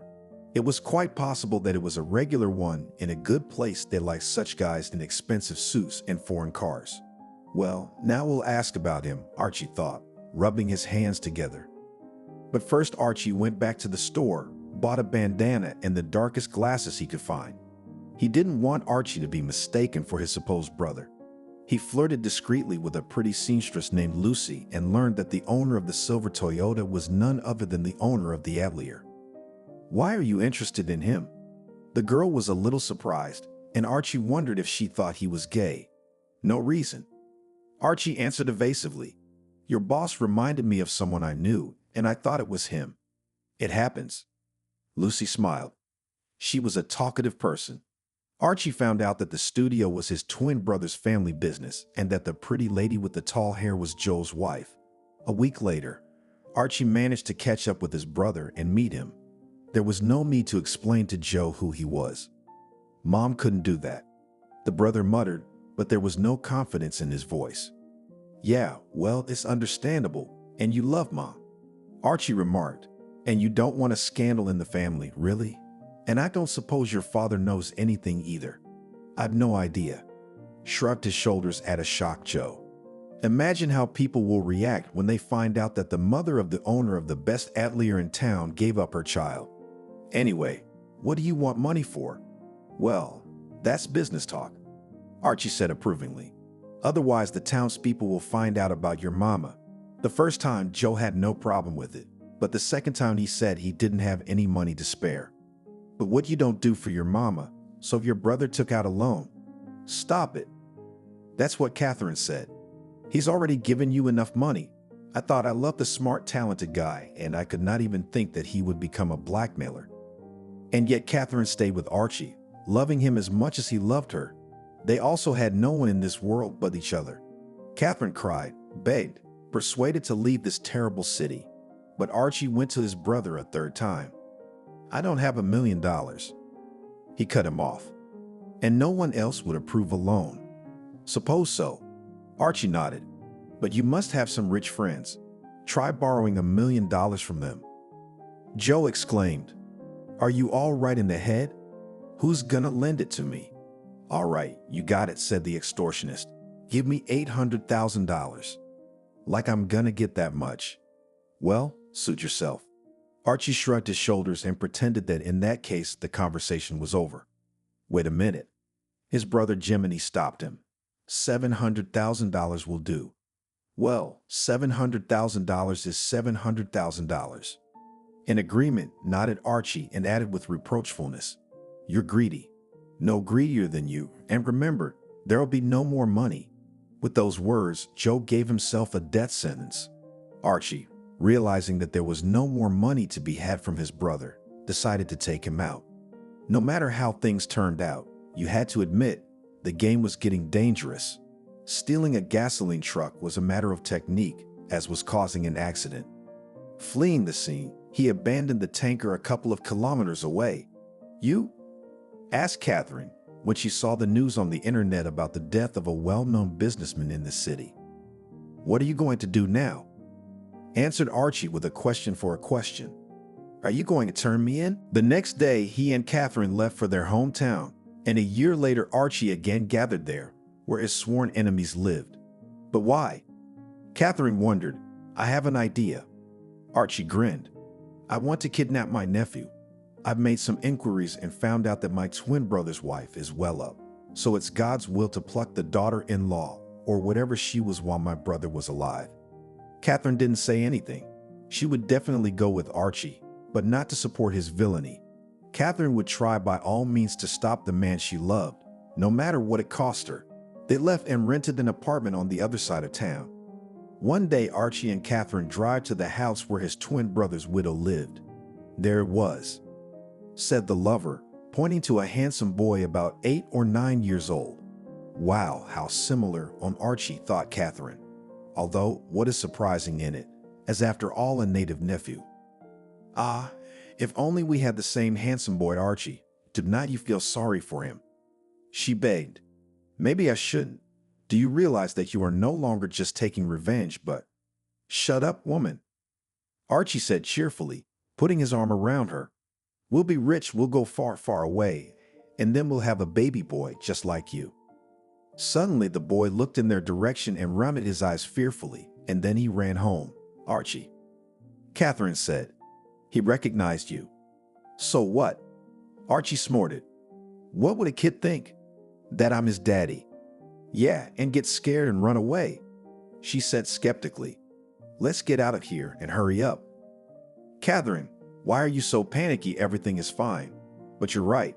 Let's get out of here, or God forbid they will visit my mother, and she will definitely guess who I am. Catherine and Archie had been arguing for 40 minutes, but they hadn't gotten anywhere. Catherine is gonna be fine. Her roommate convinced her. And I promise this is our last case. Ours. All right, mine. And then we'll go away and get married. The doorbell rang. Who the hell is that? Catherine was surprised. Who knows? Archie shrugged his shoulders. Probably a vacuum cleaner or the neighbors. Let's not open the door. But the calls became more and more insistent, and Archie threw on his robe and went to open the door. Archie? A man in a uniform asked him. Yes, it's me, but you're suspected of premeditated murder and extortion, said the police officer. What kind of murder? What extortion? It's a mistake. I'm not from around here. My fiancée and I rent an apartment here. But you're Archie. The cop squinted. Yeah, and I want a lawyer. Great, come with us. We'll get you a lawyer and everything. A month passed, and now the two happy couples were sitting in the same cafe at the service station. They had a lot to talk about. Archie got 10 years in prison. At first, he denied his guilt, but then he confessed to everything. Mr. Archie was also ordered to pay Tony and Casey back. So it was to the young woman's great joy that she would not be the wife of her former boss. Archie had $800 million in his bank account, so the debt was safely paid off. I feel a little sorry for him, Casey admitted. If Betty hadn't given up on this area, he would have been a decent man. Well, now Betty has to answer to God, sighed Lily. Casey's former mother-in-law passed away a couple of days after she was hospitalized. Betty never found out that Joe's death was her fault. Let's not talk about the sad part, Lily said with a smile. Let's talk about the upcoming celebration. The others agreed. Woody and Jerry had proposed to their sweethearts on the same day. When Lily heard that her younger sister was also getting married, she said firmly, "You can think of me as a sentimental idiot who's seen too many comedies, but I want to get married on the same day. What makes you think I'm going to think you're a fool?" Casey smiled. "I've been thinking about it myself. The parents were excited about their daughter's fiances, and the daughters looked like schoolgirls in love. The discussion of the wedding banquet, which was planned to be held in their favorite cafe and nowhere else, was coming to an end when Casey received a call from her son. "How are your negotiations?" Rocky asked sternly. "In progress," with a smile reported the mother. "And you'll be free soon? It's my last class. Can I pick you up?" "Can't Jerry?" "That's what we'll ask." Casey answered, thinking for the umpteenth time how lucky she was. Her son had accepted his future stepfather, and he had grown attached to Rocky. What more could a woman who's getting married for the second time need? "Jerry, can you pick up Rocky today?" Casey asked. "No problem," assured Jerry, and when she handed the answer to her son, he squealed with joy. "Do you, Woody, agree to marry Lily?" "Yes." "Do you?" "Now right this minute, the world is richer by two happy couples," thought Casey, "and there are more couples in the courtyard, and that's wonderful, because it means there's love." Immersed in her thoughts, she didn't even hear the registry clerk ask her the same question. "Casey, do you agree to be Jerry's wife?" The registrar repeated with a smile. "I do." Casey answered, catching herself at the thought that she was ready to shout about it to the whole world. "Yay!" Rocky shouted as the couple exchanged rings, and Casey cheerfully thought, "Well, my son did it for me." It was pouring rain outside, drumming heavy drops on the windshield, but John paid no attention to it, only managing to clear the glass in time to see the road. He was in a hurry to get to an important client. Every now and then his mind was spinning with thoughts of what he had accomplished in this life. Frowning his forehead, John couldn't even think of happy moments. Working in a taxicab, he kept running into the angry look of his boss. For some reason, he immediately disliked him and gave him a shabby car. Stopping at a stoplight, John thought to himself, "Why didn't I choose another profession? Now I wouldn't be spinning the wheel and groveling before anyone." The light turned green and John accelerated again, but then he heard banging under the hood. The car was broken, and they'd say it was his fault. They'd put the blame on him and then pay for the wreck. No, that wasn't the fate John wanted for himself, but he couldn't do anything about it because he wasn't a local in this town and hadn't made the right connections yet. Sad thoughts continued to overwhelm him. He even remembered how often the dispatcher gave good orders to his driver friends, and he was left with nothing, settling for cheap calls. Such injustice depressed John and made him think about the right choice of his path in this life. He was an orphan after all, and in any situation he could only rely on his own strength. After two more intersections, John wanted to turn into an alley to shorten the way, but suddenly a pregnant girl jumped out in front of his car. She deliberately swung her arms as if she were falling and blocked the road. John barely audibly cursed. "Have you completely lost your mind?" He did not understand why this stranger, risking her own life, almost threw herself under the car. Jumping out of the cabin, he shouted at her again. "Have you had enough of life? I'm in a hurry. The boss will punish me if I'm late. Could you take the underpass?" The girl sank down on the curb and burst into tears. John realized he was wrong to do that.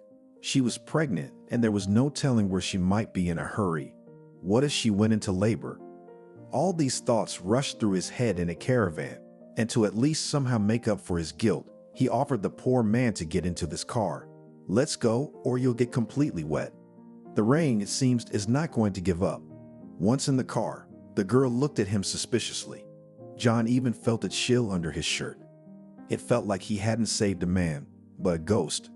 Pushing away these dirty thoughts, he extended his hand to her and said, "My name is John, and I work in a cab." The answer was the last thing he expected to hear. "I'm Veronica," an ex-convict. The cold ran down John's back again, but this time it was even more intense, as if he were being hosed down. The thought flashed through his mind. That's the kind of passenger I picked up, he said. Veronica noticed the trembling in his hands and hurried to calm him down. Calm down, I only sat in jail, and there's nothing wrong with that, unless you're against women being behind bars too. Yes, no, you're not? John replied excitedly. I didn't even think about it. Anything can happen in life, and no one is immune to it. Even I can't say what will happen to me tomorrow, for example. The pregnant passenger put her hand on his shoulder and calmly said, I am not a psychic, so I cannot answer what will happen to you tomorrow. But I am sure that in the near future you will start a new life. Veronica's words sounded somehow unexpected for John. He suddenly thought that it was tomorrow or the day after tomorrow that the boss would find an opportunity to harass and punish. That's when a new life would really begin, without money and possibly without a job. John thought about it and at the same time remembered his childhood. After all, he had never known his parents. He came to the orphanage from an orphanage, very small, one could say, the youngest of all the wards of this institution, and he was treated without any love. Although, where could it come from if the tutors disappeared every now and then for a whole day and left them unattended? It was there that John learned to survive without anyone to rely on. He had almost no friends, and all because his sense of justice made him an outcast among his peers. They liked to organize nasty things, to run away from the orphanage, and John, feeling a sense of fear, remained alone. He did not follow them, so he did not become, as they say, his own among their company.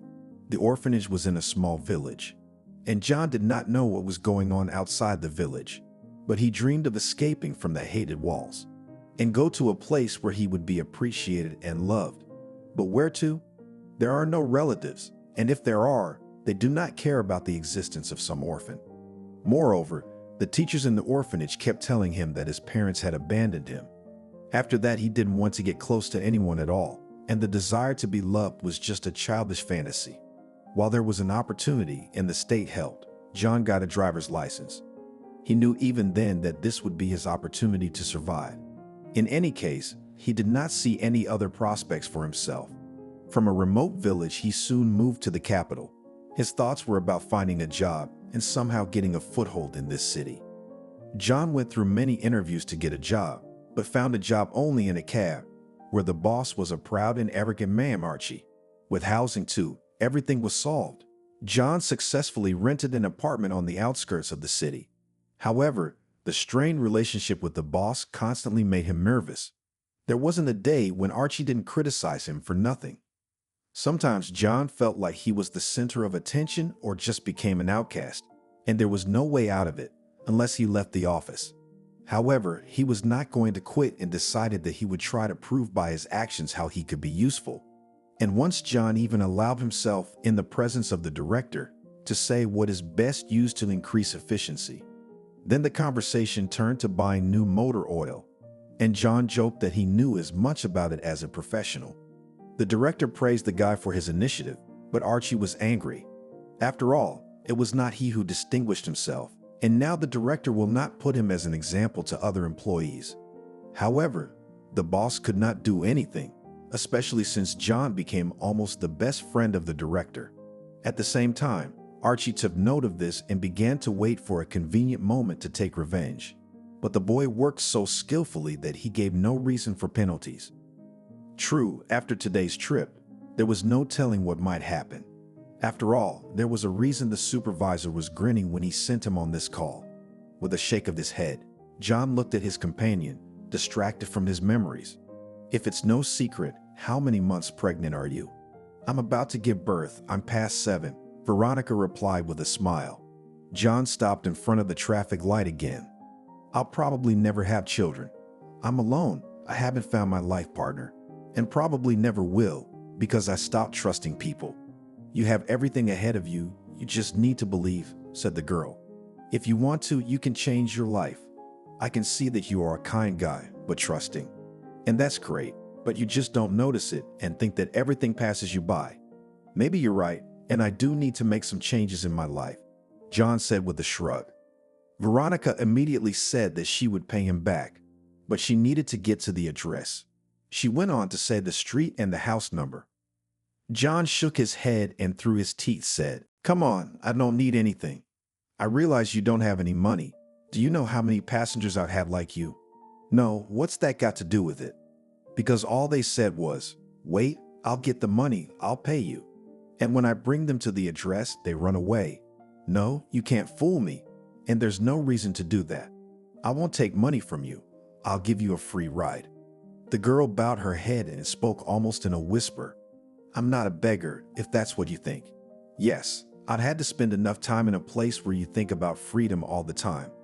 But that doesn't mean I've lost my human form and can't be held accountable for my actions. You're wrong, and I'll prove to everyone that I'm not." John raised his eyebrows and replied jokingly, "All right, have it your way, but keep in mind that I won't take you any farther than the address you gave me. I have a reservation and I may not be able to make it in time." Veronica nodded, and for the next half hour they drove in silence. John looked at the road and the girl at her lap. She didn't cry, only her shoulders shuddered. Fixing her hair, Veronica glanced at John and smiled. He did the same, but restrainedly, the word afraid of an unexpected turn. Finally, when they arrived, John pointed out that this was a bank branch. Veronica waved in response and got out of the car. John, as promised, didn't charge her. He forgave her the trip, realizing that in such a position the girl did not care about expenses.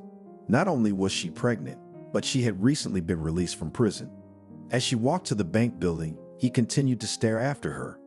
John purposely did not move from his seat, waiting to see what would happen next. He had already mentally imagined that now the sirens would blare, police and ambulance cars would come. But 5 minutes passed, and there was silence all around, people going about their business and no alarms. Making sure Veronica wasn't going to rob the bank, he stepped on the gas and drove on. But as soon as he reached the intersection, John tapped his hand on the torpedo and said, "That's it. I've completed an order for an important client. Now he'll complain to the boss and he'll leave me without money for sure." He arrived late to the important person. He didn't say anything, but he looked at John unhappily. That was enough to make him realize that he was in for a big showdown at the office. He was silent the whole way, afraid to say a word, and the client was in no hurry to talk, staring at his clipboard. A couple hours later, John was free and driving in the direction of the office. His heart was clenching inside from the feeling of worthlessness. After all, he wouldn't even be able to say anything to his boss, and he would be right if he punished him, although there was hope that the client would not complain. Leaving the car in the parking lot, the guy almost ran into the office building. Mickey walked past him and smiled itively. There was a constant feud between the two of them. Mickey was taking over the fattest orders, and rumor had it that he was pleasing Archie with his methods. John thought about it, and it made him uncomfortable. Yes, this is now your future interior. I brought this chair here on purpose. You need to feel the hopelessness and the poverty. Do you know why I need it?" "No, I think your sense of humor is off the charts," John said with a shudder in his voice. "You're partly right," Archie said, patting him on the shoulder, "and I do have a sense of humor. But not in your case. I know all about being late. Did you think that if you left for a call in another city, I wouldn't know anything?" "I'm sorry, Archie, but I've been stuck in traffic a few times and my car's a bit of a mess." John tried his best, but he realized it was useless. And if the boss made a show of it, then it was obviously for the sake of his ego. Archie had a lot of pride. He could spend hours looking in the mirror and adjusting his tie. He loved himself probably more than anyone else. Pointing to a chair, the supervisor motioned for John to sit down. "Yes, no, thank you, I'd rather stand," he replied nervously and clenched his hands into fists. "Well, it's your business. Maybe it's for the best. I put a satellite tracker in the car on purpose. I knew it would serve me well." "What are you talking about, Archie?" "What I'm saying, John, is that I've seen your entire route. You stopped a few times. You went down a few alleys. You'd even managed to end up outside a bank. Don't tell me you have an account there and you're checking it out. Well, of course, we've abolished cell phones." John felt hot when he heard the word bank. He joked to Veronica about not robbing him. Had she really robbed him? And now he was an accomplice. Trying to push the thought away from him, John frantically asked again, And you didn't see anything else? No, but that's enough for me to punish you. I just don't know how to do it in a way you'll remember for the rest of your life. Let's just reprimand you, John said pleadingly. It wouldn't do you any good, Archie said menacingly. As soon as he had said that, Mickey entered the office without knocking. He looked at his boss and asked without any embarrassment, "Well, have you told him everything yet?" Didn't realize what was going on. John jumped up to Mickey and stared intently into his face. "You're getting fired, buddy," Mickey replied cheerfully. John turned his attention back to Archie. "But you can't do this to me. I've done so much for you, always filling the most difficult and cheapest orders. You upset me once," the boss said sternly. "You shouldn't have flaunted yourself in front of the director. He, because of you, stopped paying me a bonus and a raise. Do you think I can forgive you?" "No, John, you're wrong. You're fired. Get your paycheck and don't let me see you again." John lowered his head and slowly staggered out of the supervisor's office. John thought, Veronica was right when she said that my life was about to change. After that, he did not want to stay in the walls of this office. On full automatic, John went to the accounting office, took the rest of the money, and went outside. The wind blew his curls, and he silently stared into the void. After all, the unknown was ahead, which smelled cold. Suddenly, the bank came to mind, and John shuddered again. What if I really did rob it, and Archie let me go on purpose, and then the cops come? With a shake of his head, the cabbie waved his hand and wandered back to the bus stop. Now he could only travel by public transportation, and if he didn't find a job soon, he would have to walk. Only it was unclear where to get a job. John has not mastered any other profession. He has no diploma, and no experience either. It turns out that he is a man without a profession, without a family, and without a tribe. Somehow he felt badly at heart, and he barely restrained himself from crying. Passing people turned around, thinking that the man was not all right. John stood at the bus stop and whispered something to himself. At the same time, several buses passed by in the right direction, and only his grandmother, holding a heavy bag, suddenly stopped beside him. "Why are you sad? The weather is nice, the rain has stopped, the sun is warming up." "Yes, you're right, the weather is fine, but it doesn't make me feel any better. I got fired today because my boss took offense to me."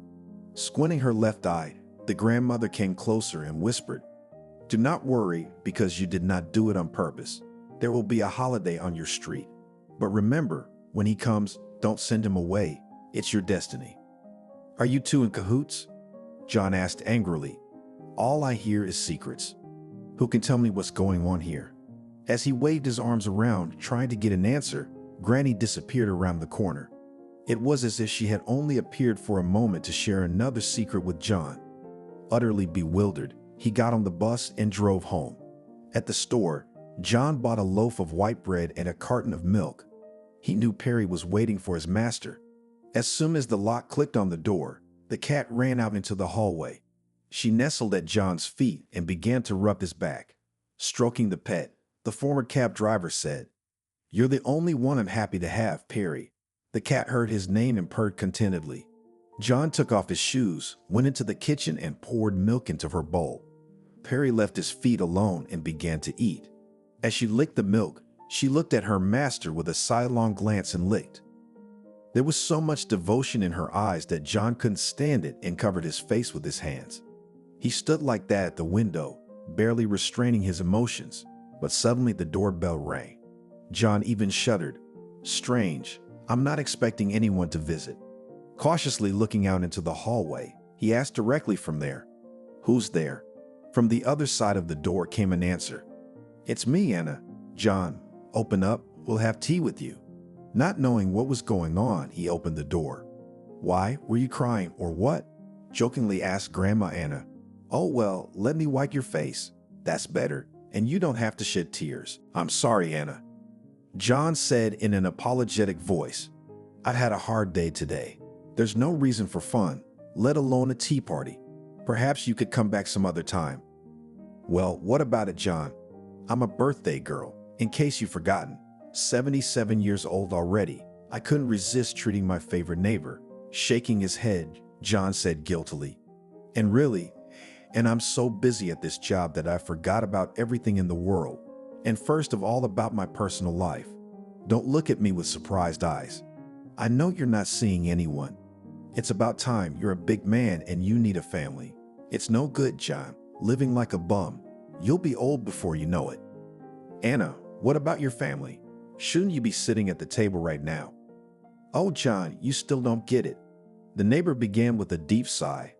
My children and grandchildren only come for a couple hours or less. They have their own things to do and they're not interested in sitting around an old lady. If my husband were alive, I would miss him. But as it is, sometimes I sit by the window and watch others walk with their children or grandchildren. I see what you mean, John said sadly. But I'm not meant to be a family man. I'm always at work and I spend all my time trying to support myself. I'll have to save money soon though, because I've been fired. That's a shame, John, but you mustn't despair. Why are we talking on the doorstep? Let's go in the kitchen so I can take care of you. John couldn't refuse the offer. They went into the kitchen together and set an impromptu table for an hour. It seemed that Grandma Anna had decided to continue the birthday party. She cut off a piece of cake and placed it on a plate in front of John.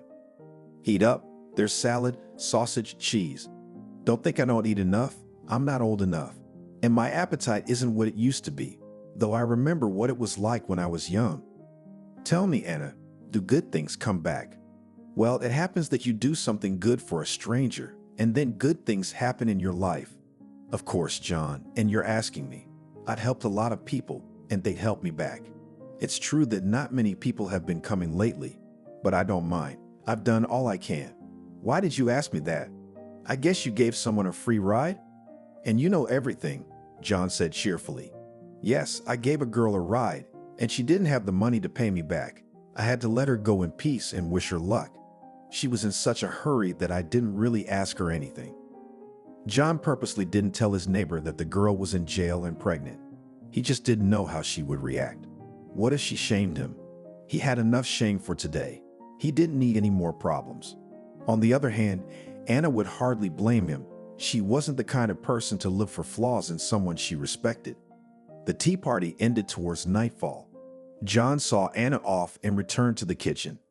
There was a half-eaten salad on the table, a few pieces of cake in a plate, and a couple of sandwiches.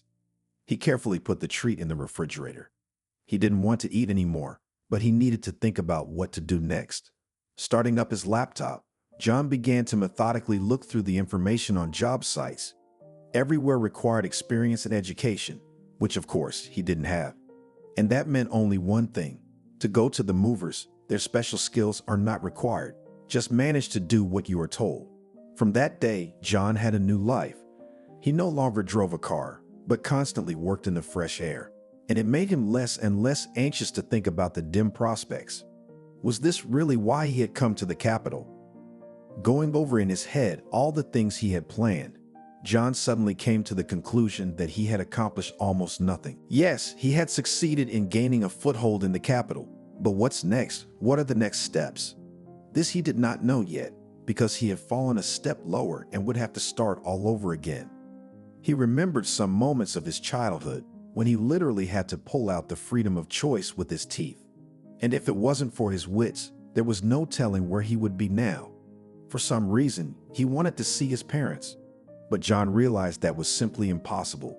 They were gone, just as they had been gone all these years while he lived in the orphanage. They gave up on the child, abandoned him, and decided to arrange their lives without him. It's like the toy store, when you don't like something and you can take it back. John tossed and turned at night and slept badly, tormented by the thought that his whole life revolved around work and home. And there was no room for love to warm his soul. Anna was right to say that it is necessary to have a loved one near you so that you don't suffer from loneliness. It is so hard, especially in old age, when it seems that life has frozen and you don't know when the day will come and you will be able to breathe a full breath. True. And the neighbor was not all so happy. She herself admitted that the children and grandchildren come for a short time. They have their own interests, so they need grandma only when they're in the mood. Such a future frightened John. He did not want to remain a useless old man. So 2 weeks passed. John got used to the new job and no longer thought about the fact that he was once afraid of his evil boss. At the same time, the image of Veronica began to resurface more and more often. although he didn't try to think about her. He was in a position and would hardly want to share his problems. No, it was not worth talking about, much less dreaming about. But the desire to see her overpowered and gave him food for thought. One day, waiting for a bus at the bus stop, John saw an old woman walking toward him. She was carrying a heavy bag on her shoulder that hung almost to the ground and waved at him. John couldn't believe that this was the same grandmother who said that there would be a holiday on his street too. Closing his eyes, he didn't open them for almost a minute. When he looked in that direction again, he saw no one. He had the feeling that he was hallucinating, but where would they come from if his health was good? John decided that he needed to get a good night's rest and not go to work on Saturdays. When he got home and fed the cat, he lay down on the couch and fell asleep. But it wasn't more than an hour later when Perry started meowing pitifully. John woke up and lowered his head. "What are you? Did you miss me?" The cat purred in response and jumped onto the couch. And just when she was near his face, she immediately hissed. John was astonished at his pet's behavior. "Did someone scare you, Perry?" "Wow." And the fur stood up. But the cat continued to hiss and back away from the couch. John sat down, and then he heard someone scratching at the door. A chill ran down his spine, just like that time. His hands were numb, and his tongue felt like it was stuck to his palate. He couldn't even get the words out. Overcoming the stiffness, he got up from the couch and headed for the hallway. Suddenly, the scratching at the door changed to a steady knock. But it wasn't a firm thump. It was as if a woman was trying to get through. Right? It must be the neighbor, Anna, John thought, and hurried to open it. But what was his surprise when on the threshold he saw Veronica, and in an expensive coat.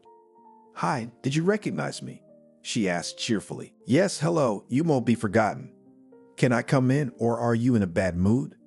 "I'm sorry, I don't really feel well," John answered and let Veronica into the apartment.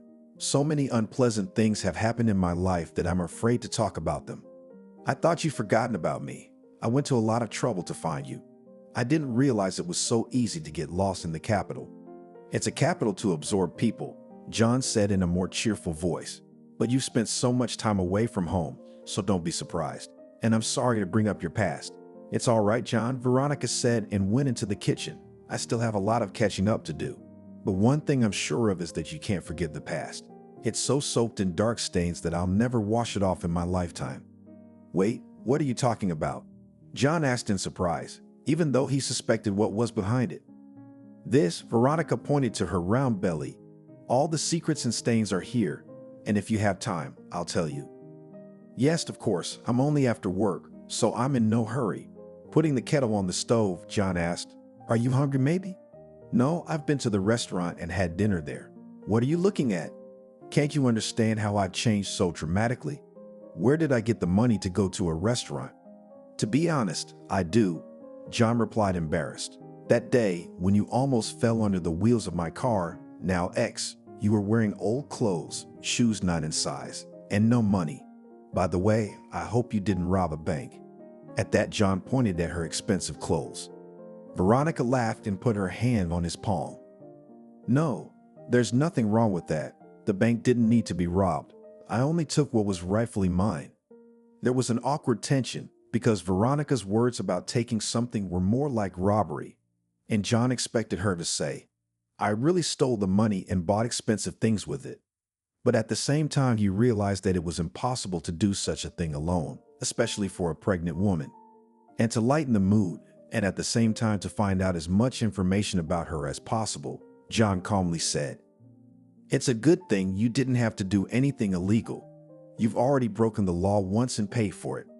By the way, what happened? Why did you go to jail?" Veronica poured herself some tea and, taking a couple of sips, began to talk. "Well, it's a long story, and I'll start with the fact that I got pregnant by the warden." "Really?" John exclaimed and almost choked. "Yes, it's true, but I had to do it. He promised me that I could be released sooner. I'm ashamed to say it, but intimacy with him turned out to be my only chance for release. I soon found myself in a position. The warden even took me for an ultrasound. And that's when it showed I was having twins. Can you imagine? 2 boys?" "Not exactly, but I can imagine," John replied discreetly. It's the first time I've ever heard of a prisoner getting pregnant by the warden. Usually women get there when they are pregnant, or their husbands try to get them pregnant when they come for a date. But why would you do that? You can't love them, can you? Veronica tilted her head to the side and felt sad. She could see that John's words had touched her heart, but he couldn't imagine what was going on in that girl's soul. Their first meeting had shown how defenseless she was. And here was a sudden change in image and trusting sincerity in front of a man who was a stranger to her. You see, John, I had no other choice. I had to go free to get my revenge. Okay, so you didn't just get pregnant for no reason, you got pregnant to fulfill your evil plan. Wait, don't be so judgmental if you don't know anything. Okay, I won't interrupt, go on. John said, sipping tea from his mug.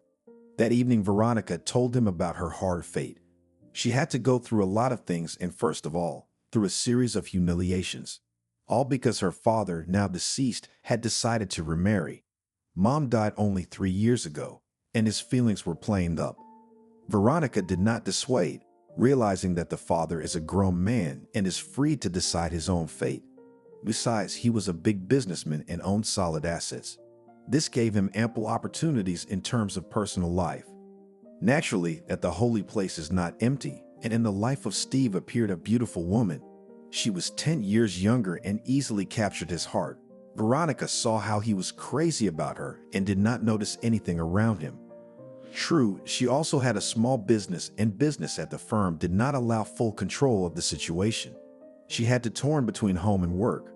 But everything changed when this woman's son appeared in their family. She persuaded to take him to them. Moreover, the method of seduction forced Steve into marriage. The wedding had been celebrated in style, even in style. John put the mug on the table and interrupted her story. Wait, why didn't your father know what he was doing? From what you said, he was just over 50 years old. 50 years old? I can't believe a man that age would lose his mind. Well, he was perfectly aware of what he was doing. He just loved women's attention. That's why he married a second time. Of course, I talked him out of it as best I could, but how could he listen to me? It was up to Daddy to decide what was best for him, so he chose a new girl. I'm sorry I interrupted. John said, I'm sorry I interrupted. It's just that I'd had similar problems in my life. Well, not exactly about the wedding, but something like that. I didn't tell you I was an orphan. I've never seen my parents, and I still don't know where they are or what happened to them. I spent all my childhood in an orphanage, and there I learned to be a driver, and then I went into adulthood. It's hard when there are no close people around, Veronica continued. I realized it when I found myself behind bars. My half-brother Alex arranged a trip to the colony for me. The son of my father's new wife. I don't even want to say her name. The two of them really got on my nerves. John realized he needed a break. Let's cook something together.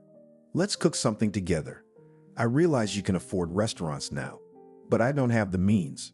I got fired from the cab company and I can't make much money as a longshoreman. Wait, so this is all because of me?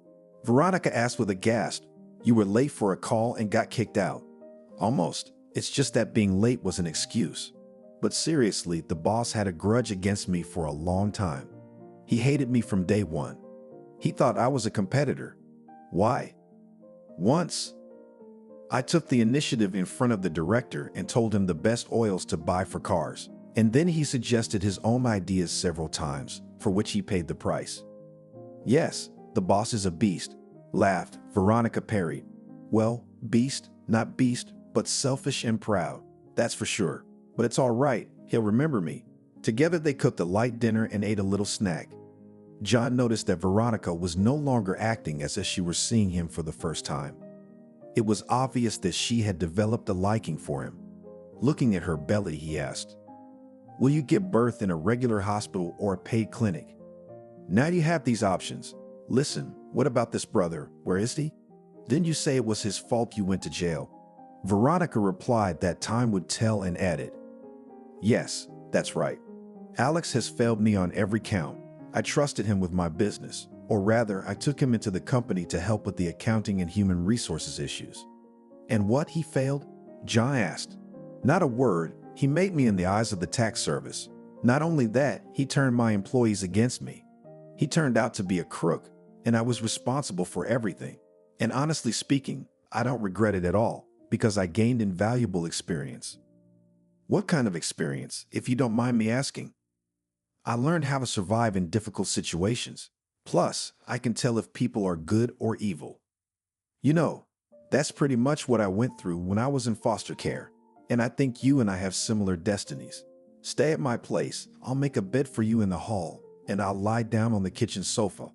Veronica agreed, especially since she had no intention of leaving. She hadn't just been looking for John.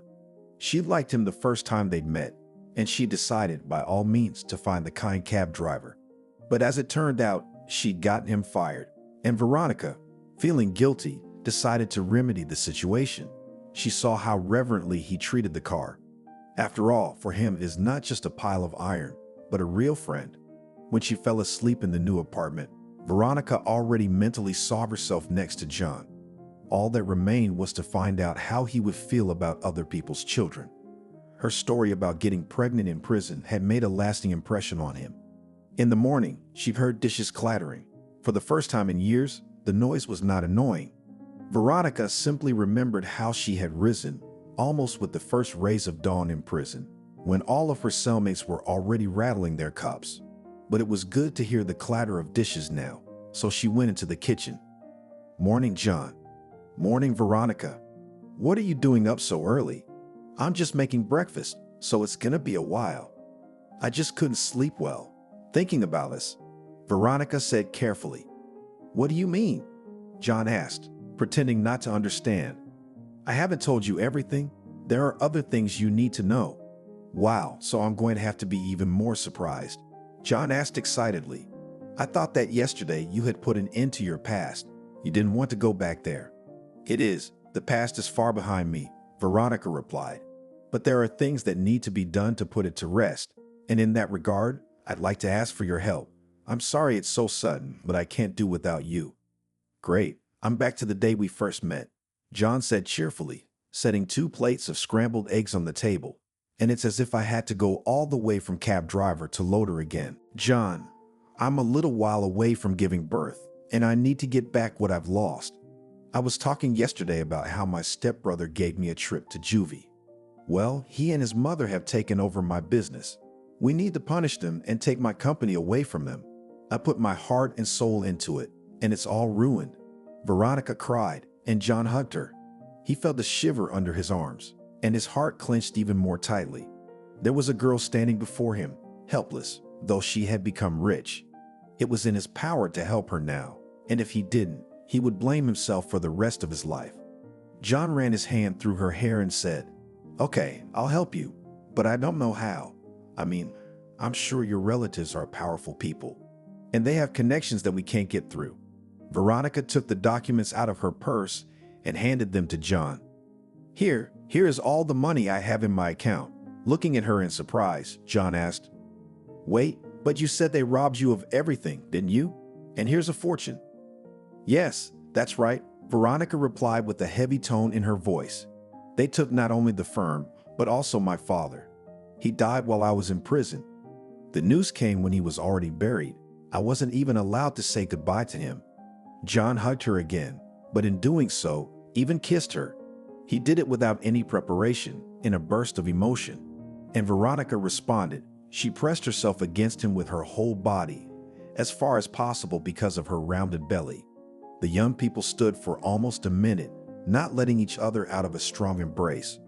From the outside, it seemed as if 2 loving people had met after a long separation. This time, a spark of mutual affection had really flickered between them. And John, without realizing it, said languidly, "I like you, Veronica. And I like you, John, and I knew even then that we'd be together. It's just that you didn't react so viciously to the fact that you were facing an ex-convict. What was I supposed to do? Yell and chase you out of the car?" "I don't know, but more often than not, people shy away or look disdainfully at those who come from prison." "I don't care. I'll never blame you. And let's see what we can do with your company." Here, I withdrew some of the money from the account, but not all of it. Veronica pointed to the numbers on the documents and checks. "I had to clean myself up and pay important people to find you." John suddenly thought about the fact that Veronica might have approached his former boss. And to make that point clear, he asked an intriguing question. Did Archie help you with this by any chance? I don't know who you mean, but if it's so important to you, no. Veronica replied sharply. Other people helped me, but I couldn't expect more from them. They did their best, knowing what they were getting into. Now I need to negotiate with the lawyers and force my stepmother and her son to return my firm. John agreed to help Veronica without any money. It was a matter of principle for him now. He knew what betrayal was and how it felt to be humiliated. Together they reached the most experienced lawyer in town, and he, after a long negotiation, gave his word that he would help to sort out this tangled problem. John also learned that, as it turns out, shortly before his death, Veronica's father opened an account in her name and transferred all his savings there. Veronica's stepmother was unaware, but if she had gotten wind of it, she would have forced Steve to give her access to the money, so the father took care of his daughter's future. But he couldn't help her avoid incarceration, and he may have tried to redeem himself there. That's why Veronica decided to go all in. She knew it was the only way to get the firm back and clear her reputation. John did his best. He even had to quit his new job. He kept an eye on what the stepmother and her son were doing. Alex was living the high life. He had no problems with money because everything gave business. Observing how this guy behaves, John identified several points. And first of all, it is relaxed, lack of vigilance and unwillingness to do anything more or less serious. In no comparison was not stepmother. She followed the order of the firm and skillfully managed the entire process. It was as if she had been in business all her life. John told Veronica what he had seen. Good. So they're not expecting me to show up, she said with a slight look. We must act decisively so that they have no time to retreat. I'm sure these people have prepared contingency plans for emergencies. You know best, Veronica, John retorted. I just want you to be okay. The hired attorneys prepared the documents for the trial, and Veronica and John, in the meantime, mended their relationship. A few days later, they moved with Piri into their new apartment. Veronica withdrew the money from the account and spent it on buying the family home. Neither of them had any doubts anymore that this was the beginning of a life together. The words of the old lady from the bus stop and Anna's neighbor turned out to be prophetic. John found his way in this difficult and winding life. Fate thanked him for his kindness. Since childhood, he tried to help everyone, despite the fact that sometimes it was not easy, and these qualities made him a strong and hardy man. That's why he wasn't afraid of hardship. And he wasn't afraid to help Veronica, though he couldn't help but realize how it might end. Soon Veronica bought him a luxury car. John at first did not want to accept such a gift, but then agreed, saying that the time will come and he will definitely repay. Taking on the role of an assistant, John himself kept in touch with lawyers. At some point, they informed him that Betty, Veronica's stepmother, and Alex had moved. Apparently, they felt threatened or someone informed them that the rightful owner of the business was on their trail. John relayed the lawyer's words to Veronica. As you can see, your hustle didn't go unnoticed. Good. Let them know that they too will soon have to answer for everything. By the way, how do you like the car? Did I get your taste? Thank you, Veronica. It's the best gift I've ever gotten, John replied and pulled Veronica close to him. She felt warmth all over her body and laid her head on his shoulder. Suddenly, she heard John whispering, "You are my good ones, I'll see you soon." Not only that, he was stroking her belly. Veronica realized that John would definitely not push her and future children away. She hadn't made a mistake with her choice. He was the right man for her, and it didn't matter what other difficulties she would have to overcome. The main thing is that now they are together and no one will separate them. But Betty's evil stepmother didn't keep her waiting long. She sent to Veronica's house her beloved son Alex. But he was unlucky because John intercepted him. They ran into each other right outside the driveway. John recognized Veronica's half-brother right away. "Hello, what's your hurry? Aren't you going to your sister's?" "Excuse me, but we haven't met, have we?" Alex whispered and sharply shrank. John realized that he didn't expect such a meeting and decided to go straight ahead. "We don't know each other that well, though I've heard a lot about you, and I'm not happy about what you and your mom did." "What the hell, let me through?" Alex shrieked and tried to run into the entryway. But John grabbed him by the collar and shook him hard. Listen, you slug, I stopped you for a reason. I know all about what you and Veronica did. This isn't meanness. This smells like a crime. Why don't we step aside so we don't disturb anyone? At that time, people came out of the entrance, and Alex tried to address them. John reacted lightning fast, punched him lightly in the stomach, and led him to his car. Now we won't be interrupted. Tell me who put you up to framing Veronica and sending her to jail. And don't try to lie. I'm gonna find out the truth. But then it will be worse, and I'm not kidding. Alex nodded frantically and with a tremor in his voice began to tell. It was my mom's idea. She wanted to take over Steve's business, but Veronica was in the way, so she asked me to make the businessman's daughter disappear for a while. And you couldn't think of anything else to do but put her in jail. John asked angrily. What else could I do but kill her? Well, at least you've got your head on straight here. What else do you know? I swear, nothing else, Alex whimpered. I don't believe it, and do you know why? Why? Because Veronica's father passed away suddenly. Don't you think that's strange? He wasn't old enough to have a heart attack, Alex said ingratiatingly and looked up at John from under his forehead. Seriously, and you expect me to believe that? He was only 54 years old, and Steve's health was nothing to complain about. I've already learned something, as you can see. I didn't just sit around. And I've looked into your whole life with your mom. I've got you on the hook, and don't you dare play any tricks on me. Before he could finish the last words, his phone rang. It was Veronica. Yes, my love, I'll be right there. She was screaming and shouting. I'm going into labor. I need to get to the hospital right away. John looked at Alex, and frowning his eyebrows, he spoke angrily. Go, I'll let you go for now. But it's only for now. Soon the sweet life will be over for you. Alex flew out of his car and ran away from the yard. Meanwhile, John went up to the apartment, assessed the situation, and called an ambulance. Together with Veronica, he arrived at the maternity hospital, but he was not allowed inside.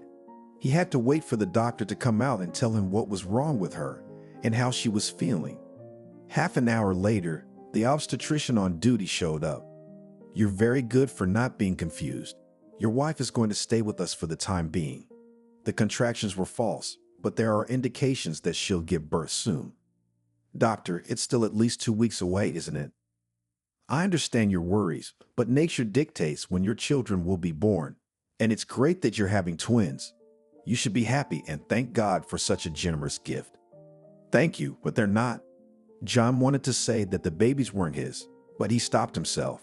Besides, the doctor thought they were husband and wife. Inside, somehow everything turned upside down and he hurried outside. Just at that moment, a window on the second floor opened and Veronica looked out. She looked at John and said loudly, I love you. Taking a deep breath, John responded in kind. And I love you and our children. You know, the doctor thought you and I were husband and wife. And you didn't like it when he said that. Veronica asked. Why, on the contrary, I liked it. And I even already know what I need to do for that. Wait, don't go away. Stay with me a little longer, Veronica asked, and pressed herself against the window frame. I haven't had time to do anything. I need to move on and get the firm. What do you say? Should we leave it as it is? No, Veronica. You get ready for the birth, and I'll take care of it myself. After these words, John got out of his seat, got into the car, and drove to the law office. But they were already waiting for him. John, have a seat. The lawyer offered him a chair. Yes, thank you. We're all set, so we can start the trial tomorrow. And I'll tell you that Betty has driven the firm into bankruptcy. But how could she, Edward? John exclaimed. Did we start all this for nothing? No, not for nothing. I found the right people, and they stopped the process of collapse.